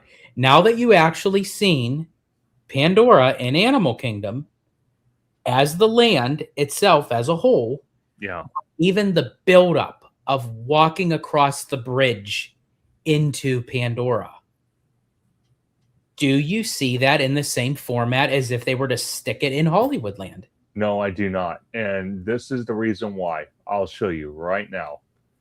Let me see if I can try to get this to cooperate here. Okay.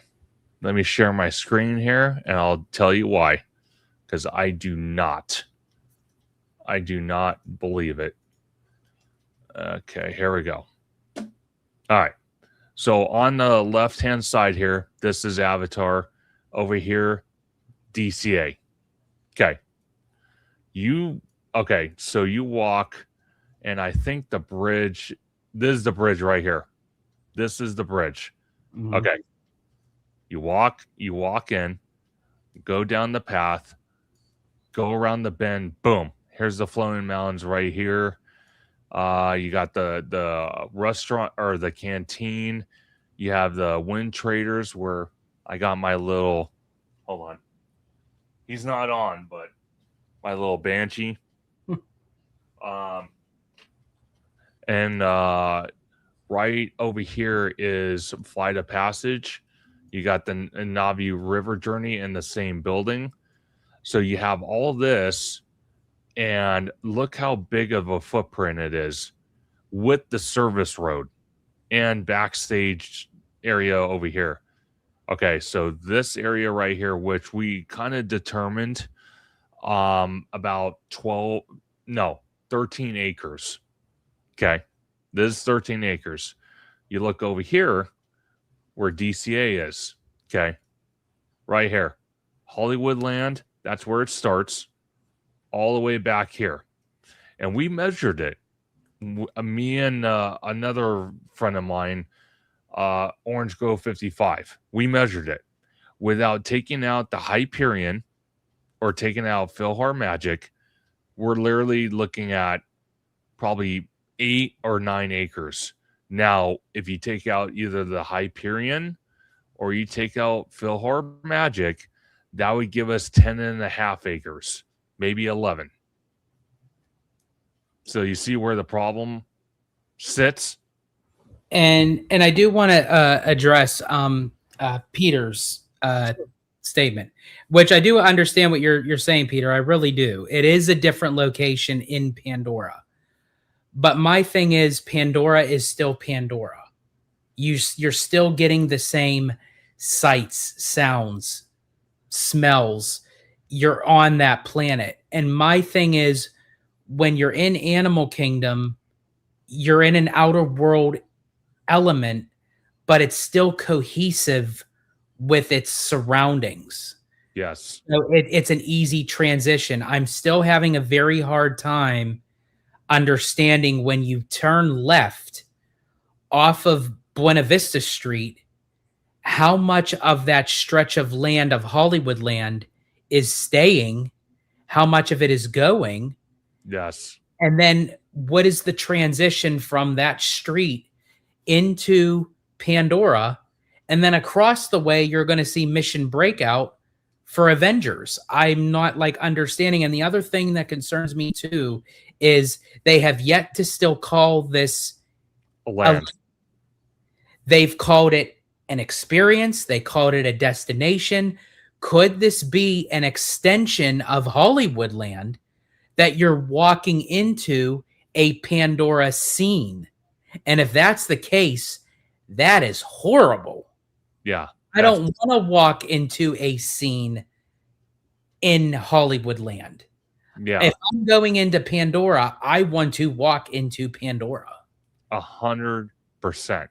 And I can't, and where I have hope, I can't foresee James Cameron agreeing to something like that. But why am I not getting that feel of like this is going to be a full immersive completed land? It's only going to have one attraction so far. Maybe at D23, maybe we'll get an announcement for a second ride. But even with Piston Peak, Damaro even said there's going to be 2 rides. With Villains Land, there's going to be 2 rides. With Monsters Inc., there's going to be 1 ride, but they said there's going to be an immersive restaurant and a show. But how come when it comes to Pandora, nothing else was mentioned but just 1 attraction? Because I kind of feel like they're still fumbling the possibility that they want to change locations.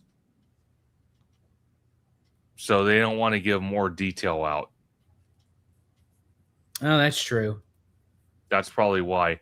And then Cody says, I will push back on DCA. One good thing about DCA Pandora being an experience is that they could use characters from the movies like Vara and what's the other one? Varang and Varang. Okay. Unlike Animal Kingdom. But is that justification? Having experience with characters roaming around? I don't mean to be rude, Cody, because I'm not going to be rude, but I can literally sit there and go to, Walmart and get a whole bunch of body paint, paint myself as an avatar, walk around and say hi to guests.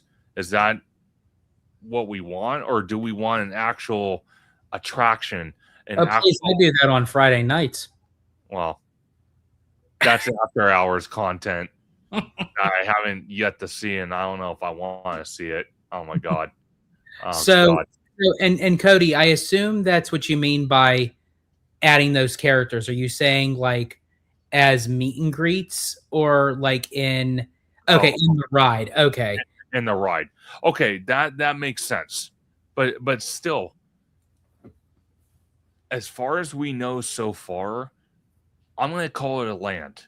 I don't know why they refuse to not call it a land. If you have an attraction in there, it's a land. Would I like to see 2 attractions? Yes. But for right now, 1 attraction. Now, I will tell you this, though. I will tell you this. Okay. Looking at this, whether it's Philhar Magic that gets annexed, or it's the Hyperion, which I think it's going to be the Hyperion, to be honest with you. They get rid of the Hyperion, they tear down the building completely and rebuild it to where it's heavily themed. I'm telling you what, this can be the second e-ticket attraction right here. Now, can I ask you, because you've said if there's an attraction in it, it's a land. Yes. Now, my only concern is when you look at Fantasy Springs at Tokyo Disney Sea. Okay. The land is called Fantasy Springs. Sure. It's a whole land. It's just called Fantasy Springs. But there's many subsequent lands in that land that makes it a whole. So when you have Arendelle, Arendelle's not a full land, but it's a mini subsequent land that's part of Fantasy Springs. When you have Peter Pan's Neverland, same thing. When you have Tangled, it's the same thing. So could that possibly be what they're trying to gain with Avatar? Could it be when I say a mini land, I don't mean like tiny, but a land within a land where you're getting the full experience because you're in Hollywood land and Avatar is a big blockbuster franchise that you're walking into a destination of Pandora right off of Hollywood land? Or is this going to be its own land on the park map? That's kind of a tough call. I can see it going both ways. I really can. I really honestly can. Now, Peter makes a great point. They want to keep the Hyperion. And this is reference to an event that you went to for D23, where they physically told everybody in the crowd, including yourself, that they have no plans to get rid of the Hyperion. But what they said was that her name is Emo and she's in Imagineering. Yes. One of her first projects when she was in an internship with WDI was the Hyperion for DCA 1.0. She is now part of the Avatar project. And she said that she is on team keep the Hyperion. So, but I will say this, and I know I'm kind of going off. We could stay on the subject, but I just have to say this. If they're going to keep the Hyperion, and I do respect the Imagineers that they want to keep it, then do something with it. Yes. You can't just say, okay, let's keep the building for the sake of what it was and just let it sit there and take all the room. If you're going to use it, utilize it. For instance, Abby and I went to Disneyland today. It was a freaking madhouse for the new Bluey show over at the Fantasyland Theater. There was no room. It was capped out for the day. Kids were crying that they couldn't go in and see Bluey. Parents were getting upset. They had all cast members, all hands on deck. It was a madhouse. why not put the Bluey show in the Hyperion? Exactly It's my off point. of Hollywood Land. You have the Mickey Mouse Clubhouse that's right there for the Disney Junior kind of thing. I think it was Disney Scoops guy. He said the show was about 40 minutes long. Jeez. So it could have been perfectly fine in the Hyperion. Even if they are planning on removing it, at least utilize it. And you could fit more people in the Hyperion than you can Fantasyland Theater. The queue is much bigger. Yeah. And guess what? You're inside. You're in air condition. And they refuse. And Animaniacs says put it 100% in the Hyperion.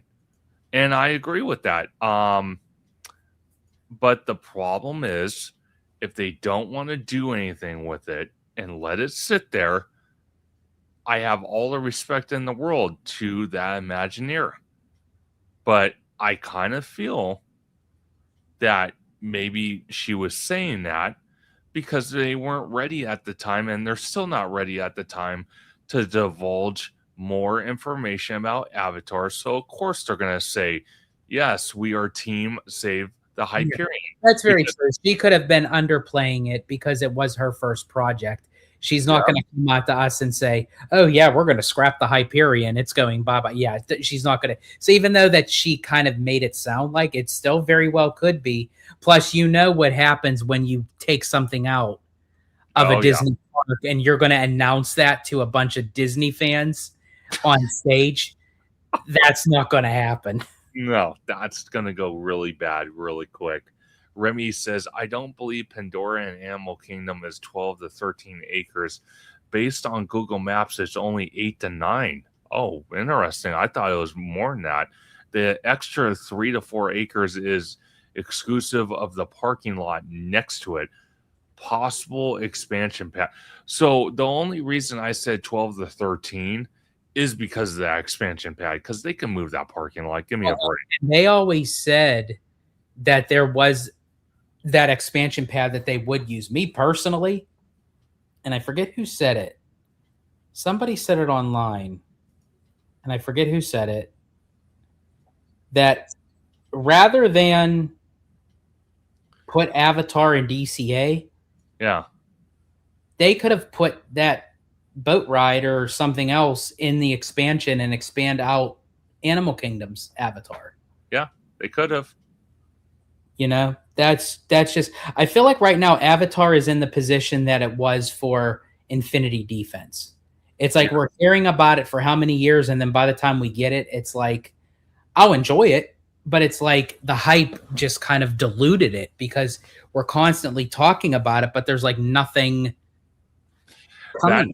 That's where Josh and the team can really do some positivity here at D23.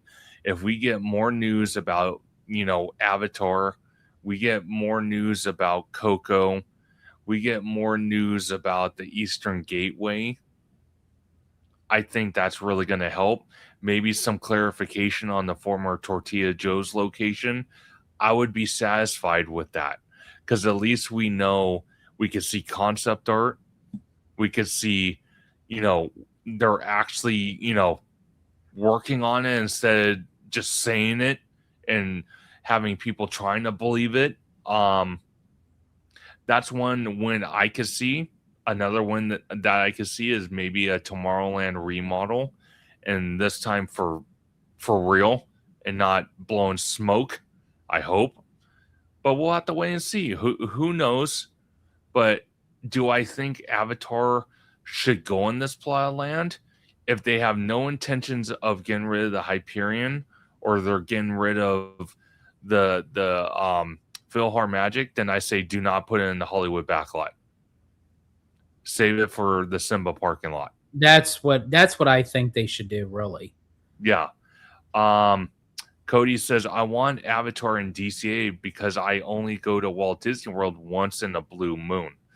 And I hear you. I hear you, Cody, because if we had Avatar, we would be able to see Avatar at night, which Animal Kingdom doesn't get that opportunity because Animal Kingdom closes early. So you never get to see it, ever. Mm-hmm.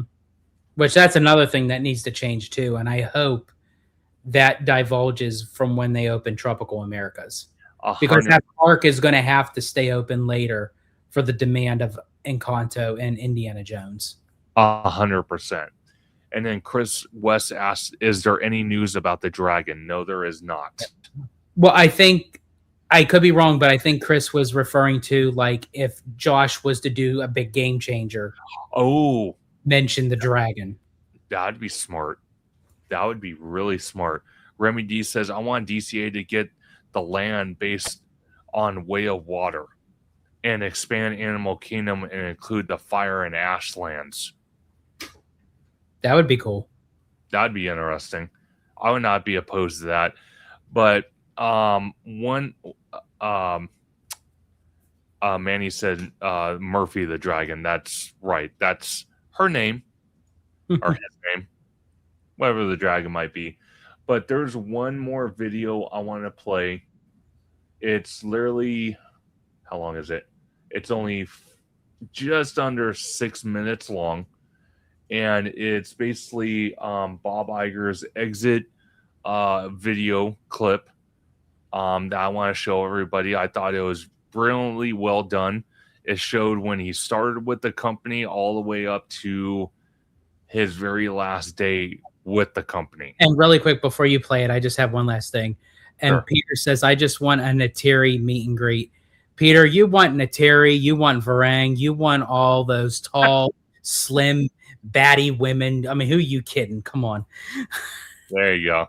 Hey, Remy G is Varang villains. Yep. Oh my gosh. But everybody, I want you to watch this with us, and we'll do our closing out because we're almost at 3.5 hours, and well, that will be it. No, I mean that's all. Only 3.5 hours. That's all we did. That's it. That's it. That's like a cakewalk compared to what we did 11 hours. That's true. That's true.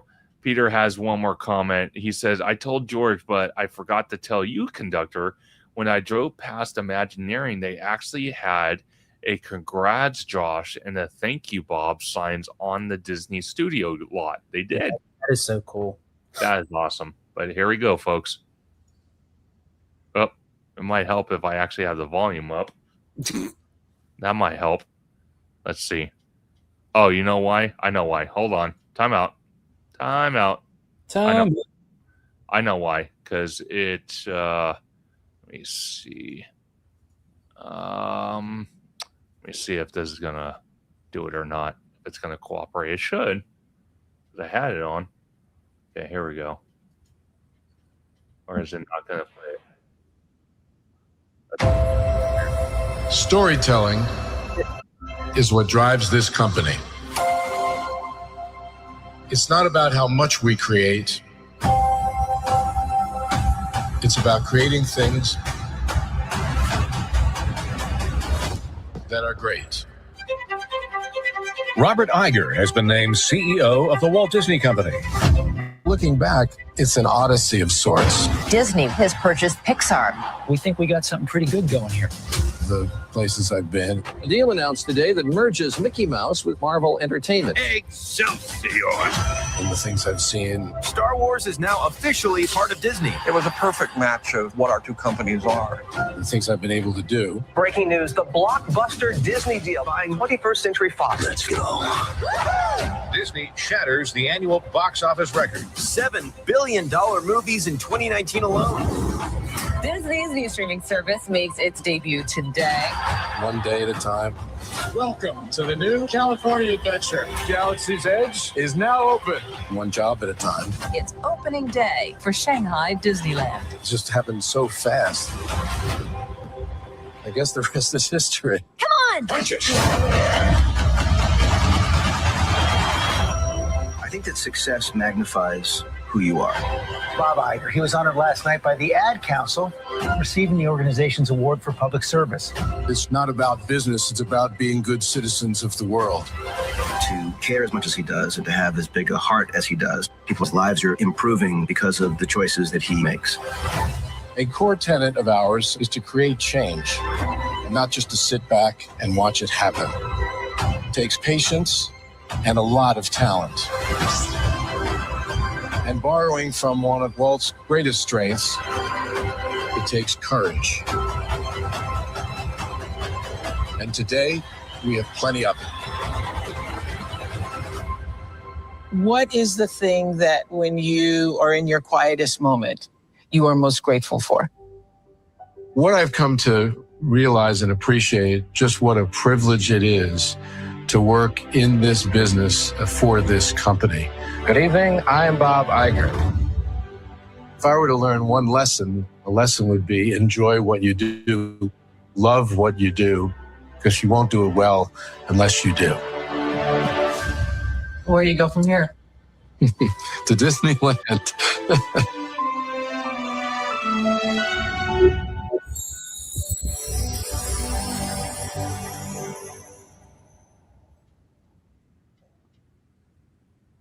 As I mark my last day as CEO of our wonderful company, I want to thank all of you for making these last 3 years so productive and gratifying. It's also the end of a 52-year journey that began in 1974 and has spanned almost 3/4 of my life. I never dreamed I would end up as CEO of the Walt Disney Company, and I certainly never expected to step into the role a second time. But once I did, I was quickly reminded of the tremendous responsibility that being entrusted with something very special bears. What I couldn't have fully known then was just how meaningful this journey would become, because of the people, the creativity, and the shared belief in what this company stands for and what we have all accomplished, particularly during this second time around. Now, over the years, we experienced extraordinary change and faced real challenges. That was particularly profound in the last 3 years. It was daunting at times, but through it all, what sustained me was the passion I saw every day from great storytellers, innovators, leaders, and people around the world who care so deeply about what they do and want to just get it right. That commitment, resilience, passion, and heart were what make this company what it is. Well, I've always believed that leaders don't create the magic. The people who work for and with the leaders do. And my greatest privilege has been supporting that talent, listening, learning, and doing everything that I could to nurture the creative spirit and protect the values that define this place. When I returned in 2022, people had lost confidence in the company they worked for. Today, everywhere I turn, I sense confidence and excitement about what lies ahead. So as I step away, I do so with enormous gratitude and real optimism. I believe deeply in this company's future because I believe in Josh tomorrow and the people who will help him shape it next. Josh is a wonderful choice to lead the Walt Disney Company. He has passion for our businesses and brands, respect for our people, and he appreciates what makes this company so unique. And Dana Walden will play a vital role focusing on our most critical endeavor, creativity. I will be cheering on Josh, Dana, and all of you as I sail off into the sunset. So thank you for the trust you placed in me, for the memories we created together, and for allowing me the honor of serving. It has meant more to me than I can say. The stories and experiences Disney will bring to the world will continue to inspire, entertain, and connect generations just as they always have. Thank you. There you go. The man, myth, and legend himself. And I know there was some comments, so I want to read them. Let's see. Let's start with this one from Peter. I do think we'll see Iger with Josh at the official opening of World of Frozen, since he was the big player in getting that expansion signed with the French government. Do you think that? I think, honestly, we're still going to see Bob around all the way up until the last day of 2026. Yeah, I believe it. Or Peter- anything that, as Peter had mentioned, anything that he had involvement with. Yes. I think he'll be there with tomorrow for the World of Frozen. I think if they do make the announcement of the second park in Shanghai, he's going to be the one to make that announcement. Yeah, I think so. And as Peter said, like I said, the experiences he went through in his first run as CEO was insane. He also said he was getting panic attacks out in public with his younger kids, just thinking about the race for CEO. Peter said also he talked about the moment he was told about the unfortunate incident regarding the alligator and the kid at Disney World right before he had to go talk to the world of Shanghai Disney's opening. And did you also see too, someone, I think it was posted, I don't know how accurate it is, that throughout Iger's time as CEO, he clocked in 4.8 million air miles I heard that. of traveling like to the different destinations that he had to. Crazy. I believe it though. I believe it. Remy D says he went up against Steve Jobs and George Lucas and got them the fold. Bob was a Chad. John says, I'm sorry, but I'll always timber Bob as the guy that left the foxes in the hen house during his first and second tenure. He knew what he was doing when he said make change and being good citizens. Remy D says, not a Giga Chad, but an Iger Chad. John says that dude put out movies that made it to where parents could no longer trust Disney with their kids. I'm glad he's out. Let's see. Peter says his wife, Willow, posted that the airline mileage photo, so it is accurate. Wow. I do know that people have mixed feelings for Bob at this point. I think a lot of people, when he first came in, they were comparing him to Eisner. And then as he kind of came in his own, with the acquisitions of Pixar and Lucasfilm and Marvel and then Fox, he kind of created his own legacy with the company. And then 2020 came and the whole world went in shambles. And Bob's like, peace out. I'm gone. I'm giving it to Chapek.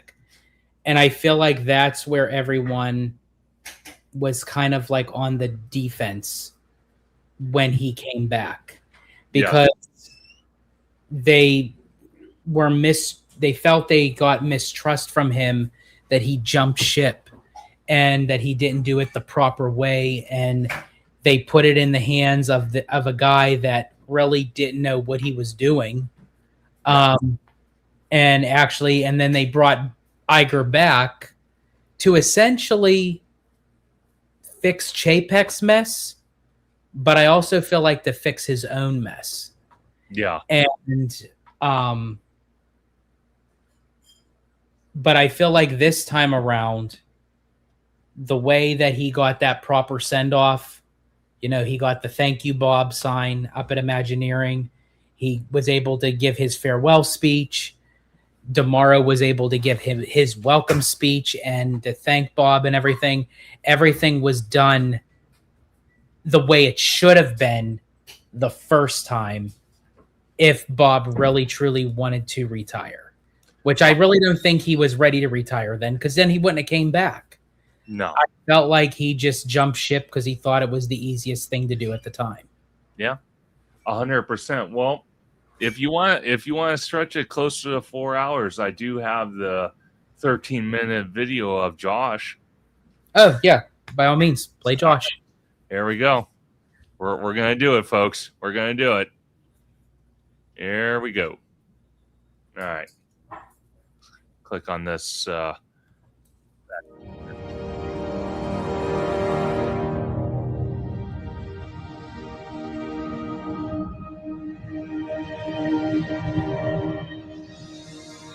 Bob, on behalf of our employees, cast members, shareholders, and fans around the world, thank you so much for your tremendous leadership, your steadfast support, and your countless contributions to the Walt Disney Company. You set an incredible example for all of us. And personally, I can't thank you enough for your mentorship and friendship through the years. You will be missed. Like so many of you, my connection to Disney goes back to my childhood, long before I began my career here. I grew up in a Disney family. We watched The Wonderful World of Disney on Sunday nights. I was 10 years old when my family visited Disneyland for the first time. So as I stand next to the old animation building where Walt and his team brought so many of our beloved stories and characters to life, I'm deeply honored and profoundly grateful for the opportunity to lead this remarkable company. Disney has always been a place of imagination, innovation, and infinite potential, bringing human creativity together with cutting-edge technology to create unforgettable storytelling experiences. And very early on, Walt was thinking beyond the screen, from movies, music, and television, to merchandise, publishing, and theme parks.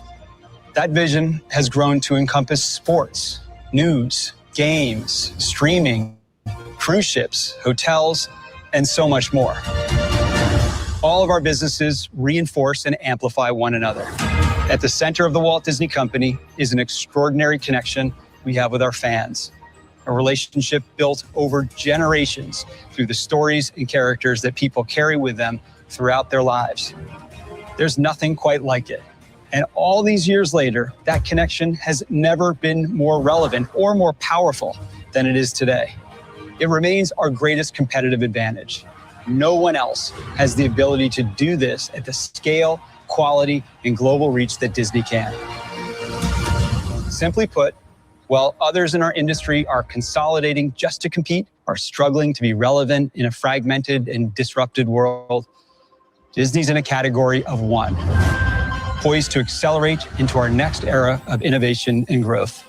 And this next chapter will be driven by staying focused on world-class creativity, enhanced by technology, bringing unforgettable stories to audiences wherever they are. Well, we are in a league of our own. That doesn't mean things have always been easy, especially with the pace of change that we're all facing today. When Bob returned to the company a few years ago, his goal was to fortify our business and lay the groundwork for long-term growth by reigniting creativity and improving performance at our studios, building a robust and profitable streaming business, transforming ESPN for a digital future, and turbocharging our parks and experiences. We've accomplished all of those things, and we're operating from a place of strength with ample opportunity for growth. In 2025, we released the top 3 Hollywood films of the year, including Zootopia 2, which became Hollywood's highest-grossing animated film of all time, with $1.9 billion at the global box office, making it the 8th highest-grossing Hollywood film in history. These successes drove our studio to #1 at the box office for the 9th time in the last decade. We've also built a successful and growing entertainment streaming business that reaches millions of fans all over the world.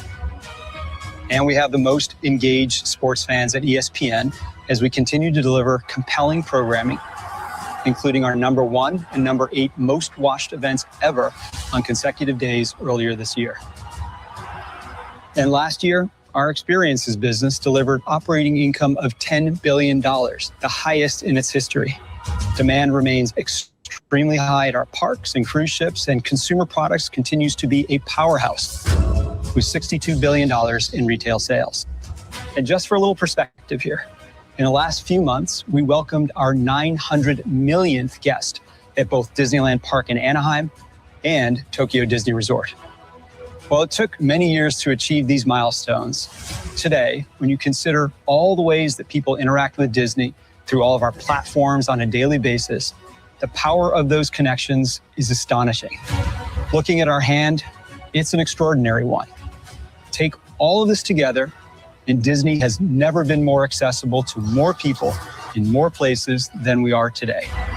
And as we look ahead, we will capitalize on our strengths by focusing on coming together as one Disney to deliver a more connected, personalized, and immersive experience to our consumers, wherever they are and whenever they would like to engage with us.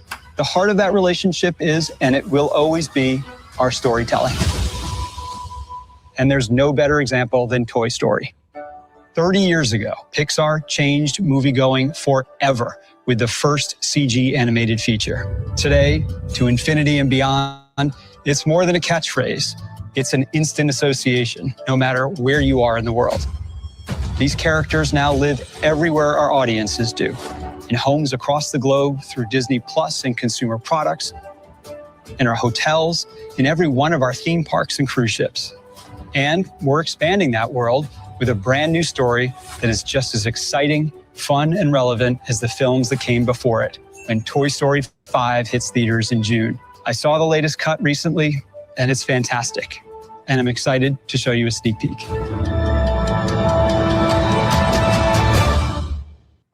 Toy Story 5 is part of an incredible theatrical slate of films that includes the just-released original animated film Hoppers, which is critically acclaimed and off to a terrific start, as well as The Devil Wears Prada 2, The Mandalorian and Grogu, our live-action Moana, all coming this summer, and Avengers Doomsday in December. Plus, an incredible 2027 lineup with Star Wars Starfighter, Frozen 3, a Bluey feature, and a new Ice Age film, and so much more. And I'm excited to share updates on 2 of our highly anticipated films in development. Our sequel to last year's Lilo & Stitch will debut on May 26, 2028, and Incredibles 3 will hit screens just a few weeks later on June 16, 2028.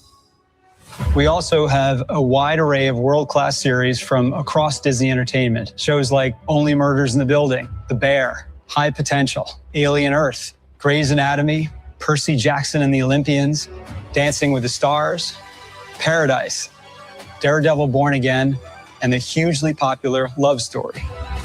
We also have 3 of the top preschool series led by Bluey, the most streamed show in the US. The Simpsons just celebrated its 800th episode, and we're especially excited about our new Simpsons film coming to theaters next year. We're also well underway on the next season of Shogun, which won a record-breaking 18 Emmy Awards for its historic first season. These stories power our streaming business, which provides direct and continuous engagement with our consumers. Disney Plus will continue to evolve beyond a traditional streaming service to become the digital centerpiece of our company, a portal that connects our stories, experiences, games, films, and more in entirely new ways. And we're working to quickly bring Disney Plus and Hulu into a unified experience later this year that will drive even more value for subscribers and for our business. We also have a huge opportunity to grow internationally. We've been investing smartly and strategically to build this business, and in a little over a year, we've released 7 of our most viewed international originals ever, including the international Emmy-winning Rivals and breakout hit Battle of Fates. When you add ESPN to the mix, it becomes a grand slam for consumers. ESPN is an indispensable daily touch point for millions of sports fans, myself included. In fact, in an average month, we reach around 80% of adults in the US. Our sports portfolio is unmatched, and we continue to add key events and partners, including our recent collaborations with the NFL and MLB.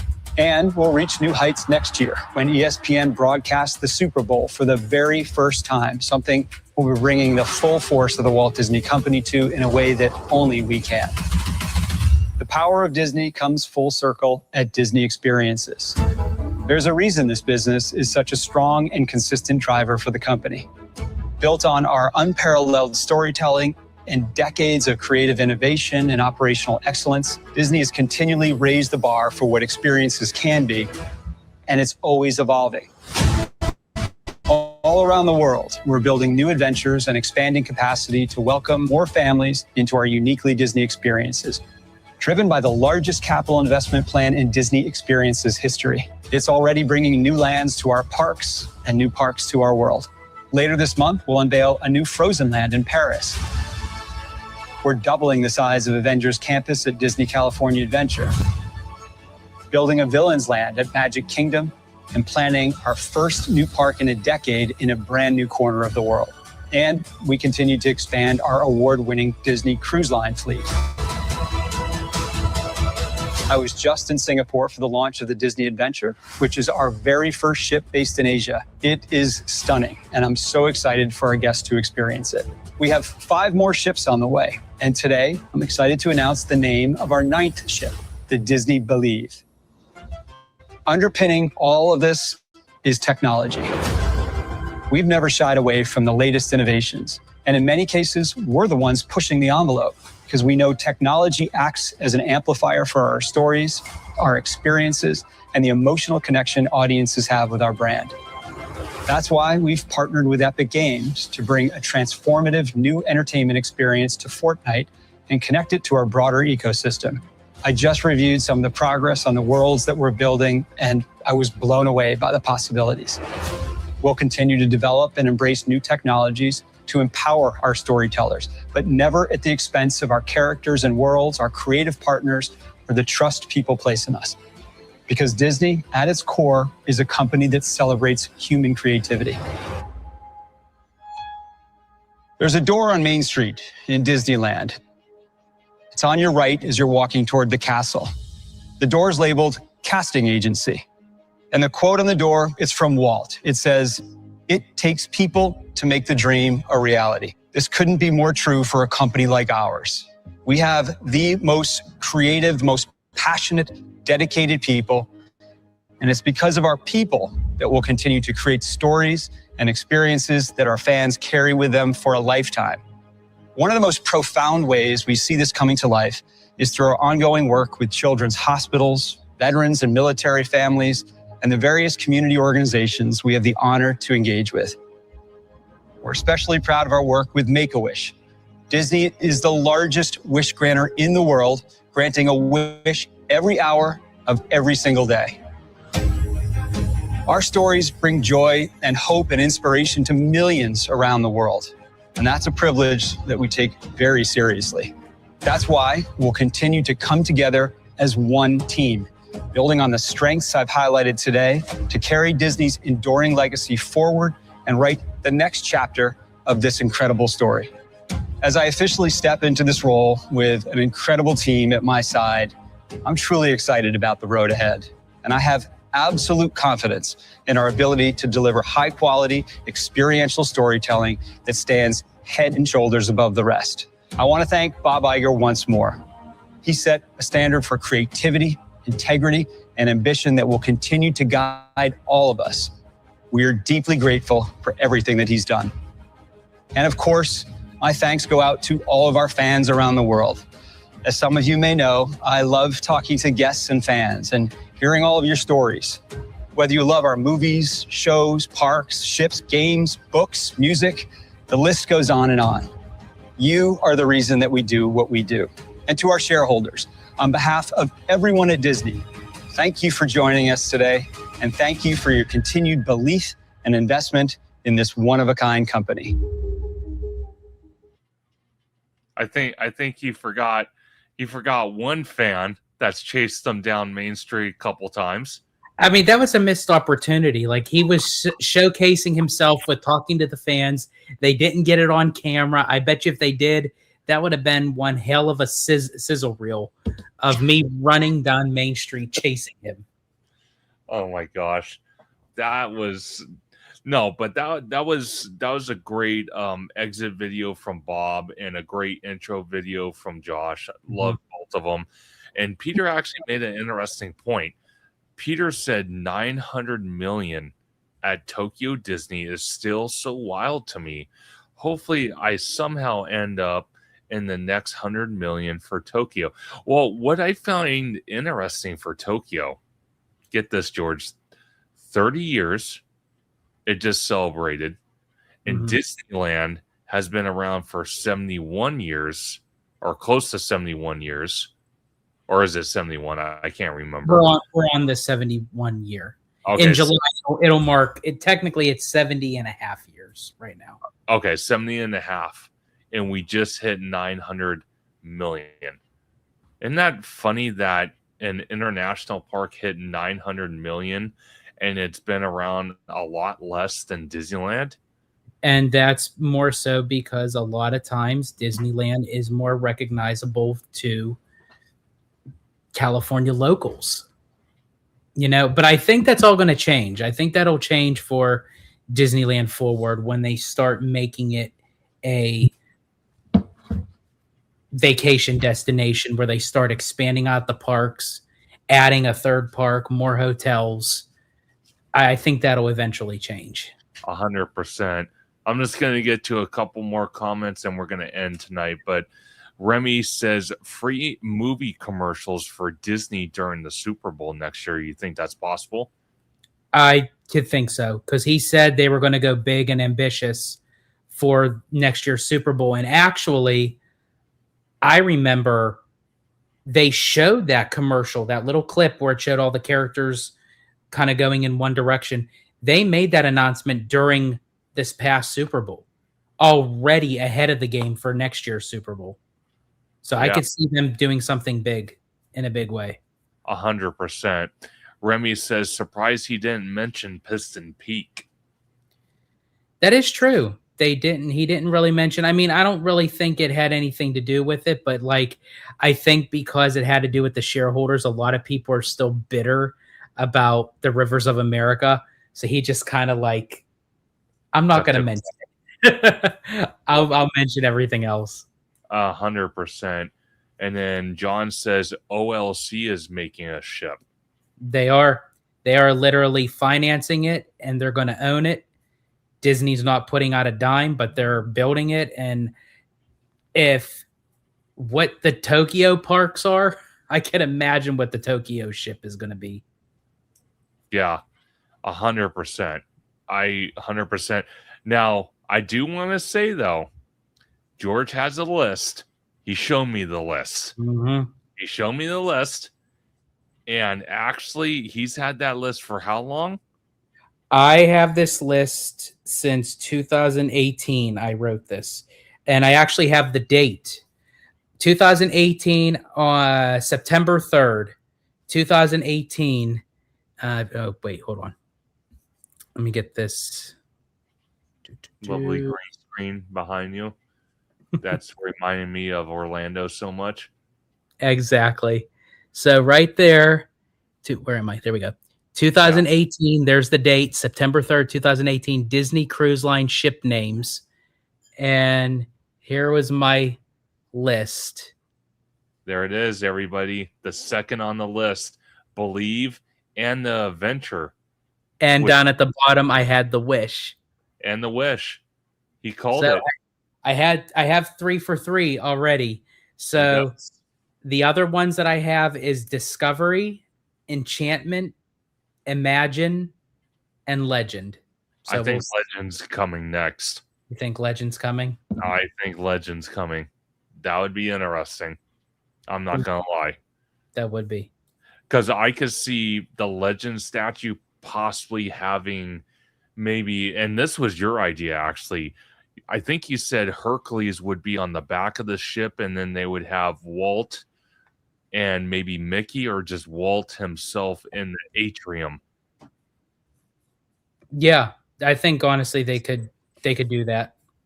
So that's what I see for the Legend ship. But all I know is I guessed Believe as one of them. And I don't know where Believe is going to end up. But I would really like to make it, because at least one of the ships I would love to make an inaugural sailing. So I'm going to make up my business. I'm going to try to make for Believe to go on the maiden voyage. So when that time comes, I'll be this. He was ready for that picture too. Yeah. and Peter says, I'm a believer. 100% you are. And I will be sitting by the phone waiting for that phone call. If it's selling out of San Diego or it's selling out of Florida, you better believe me and George will be talking. Oh, yeah. Because I'll be looking at the dates and I'm like, I booked maiden voyage. Let's go. Let's do it. I tell you, they give you, like, on maiden voyages, like, they give you, they just keep on throwing gifts at you. It's like an Oprah cruise. It's like you get a gift and you get a gift and you get a gift. It's like Jesus. I do know it was funny because Jason actually texted us or texted me and he said, "You're never going to believe what's going on." I'm like, "What?" He's like, "I'm on the Venture right now and literally it's 3 in the morning, and people are lined up outside the rooms, lined up in front of one of the gift shops. Oh on the yeah. ship. It was people were, and they had to do on the app, they had to do where people had to pick like a specific window of when to shop because everybody wanted that firsthand merch for the inaugural sailing and the maiden voyage and all that stuff. So you're telling me if we go on an inaugural sailing on the Disney cruise ship, you're telling me I have to wake my ass up at 3 in the morning to wait in line? Possibly. No, there's no possibly. It's a guarantee. Okay, it's a guarantee. It's all right. I'm already used to waking up that early anyway. So, but that's the beauty thing with a Disney cruise is after you do all that and you go through the hustle and bustle of buying all that stuff, you could just go right back to bed. Hey, there we go. I'm waking up George and Conductor at 2 a.m. for that line. Yeah. Well, hey, you know what? Conductor sent me the link for this live. It was like 2:30 in the morning. And I just responded because I was already up, and I just said thanks. Cool. He actually responded in record time. It was funnier than hell. Remy D says, watch the OLC ship with some crazy cool features that would be exclusive to them. Oh yeah. If they're putting out the money, they're going to do something wild that is going to like be different than any of the other ships. But then Tomorrow said they already have 8 ships out already. Yeah. The Adventure became the 8th, and they got 5 more coming. That's crazy. And the 9th one is going to be Believe. But then they'll have 4 more after that. That's crazy. Because you look at the Adventure, it's already wild as it is. It has a roller coaster. Mm-hmm. It has 3 attractions. It has a roller coaster, go-karts, and a spinner ride. That's crazy. Mm-hmm. Top that. Well, you got. I think honestly, the Japanese will. I think if there's anyone that can top that, the Japanese will. Well, I think I can top it. Put a Tower of Terror type ride on the cruise ship, then you're good. Oh, can you imagine that one? Oh, geez, Louises. I'm giving them ideas. See, and I swear, if they do, if they have a Tower of Terror kind of ride, I would say, okay, they watched the live. You know what I would love to see? Actually, inside the ship, a kind of simulator ride. So if you were to take like a Star Tours kind of attraction, but put it in the cruise ship somewhere. I like that. I'm not going to lie. I actually like that. I'm trying to think what other ride they could put in there that's kind of like literally off the rails. What if they literally just put an entire theme park on the top deck of the ship? You imagine? Like whole entire, like you have the cruise ship, so you have your cruise vacation. Yeah. But then when you go on the top deck, it's basically a theme park on the water. That's crazy. That's insane. It's worth it. As I said, I could see them doing it. Pirates of the Cruise. Pirates of the Cruise. I love it. Okay. I think I could top that maybe. Maybe. That is kind of hard for me because you got so many amazing rides. What in God's name would you put on there that's something like, whoa? Remy D says, what about a people mover on the topmost floor? Thank you. And a people mover that just circulates around the whole entire ship. Oh, hell yeah, dude. You kidding me? I'll be sipping a pina colada, just hanging out, vibing. If you like pina coladas, getting caught in the rain. Oh man, I used to sing that song all the time, but like every time that I do, I just get like the urge to just start like unbuttoning, like just like. Well, you're already halfway there. I know. See, so it's. You're already halfway there, and you didn't even start singing. Oh my God. Peter says, and then at the end, instead of it being Captain Jack, it's George rocking in the boat singing Pina Coladas. Oh yeah, that would definitely be me. Oh, 100%. Every time I hear that song, I think of Grown Ups.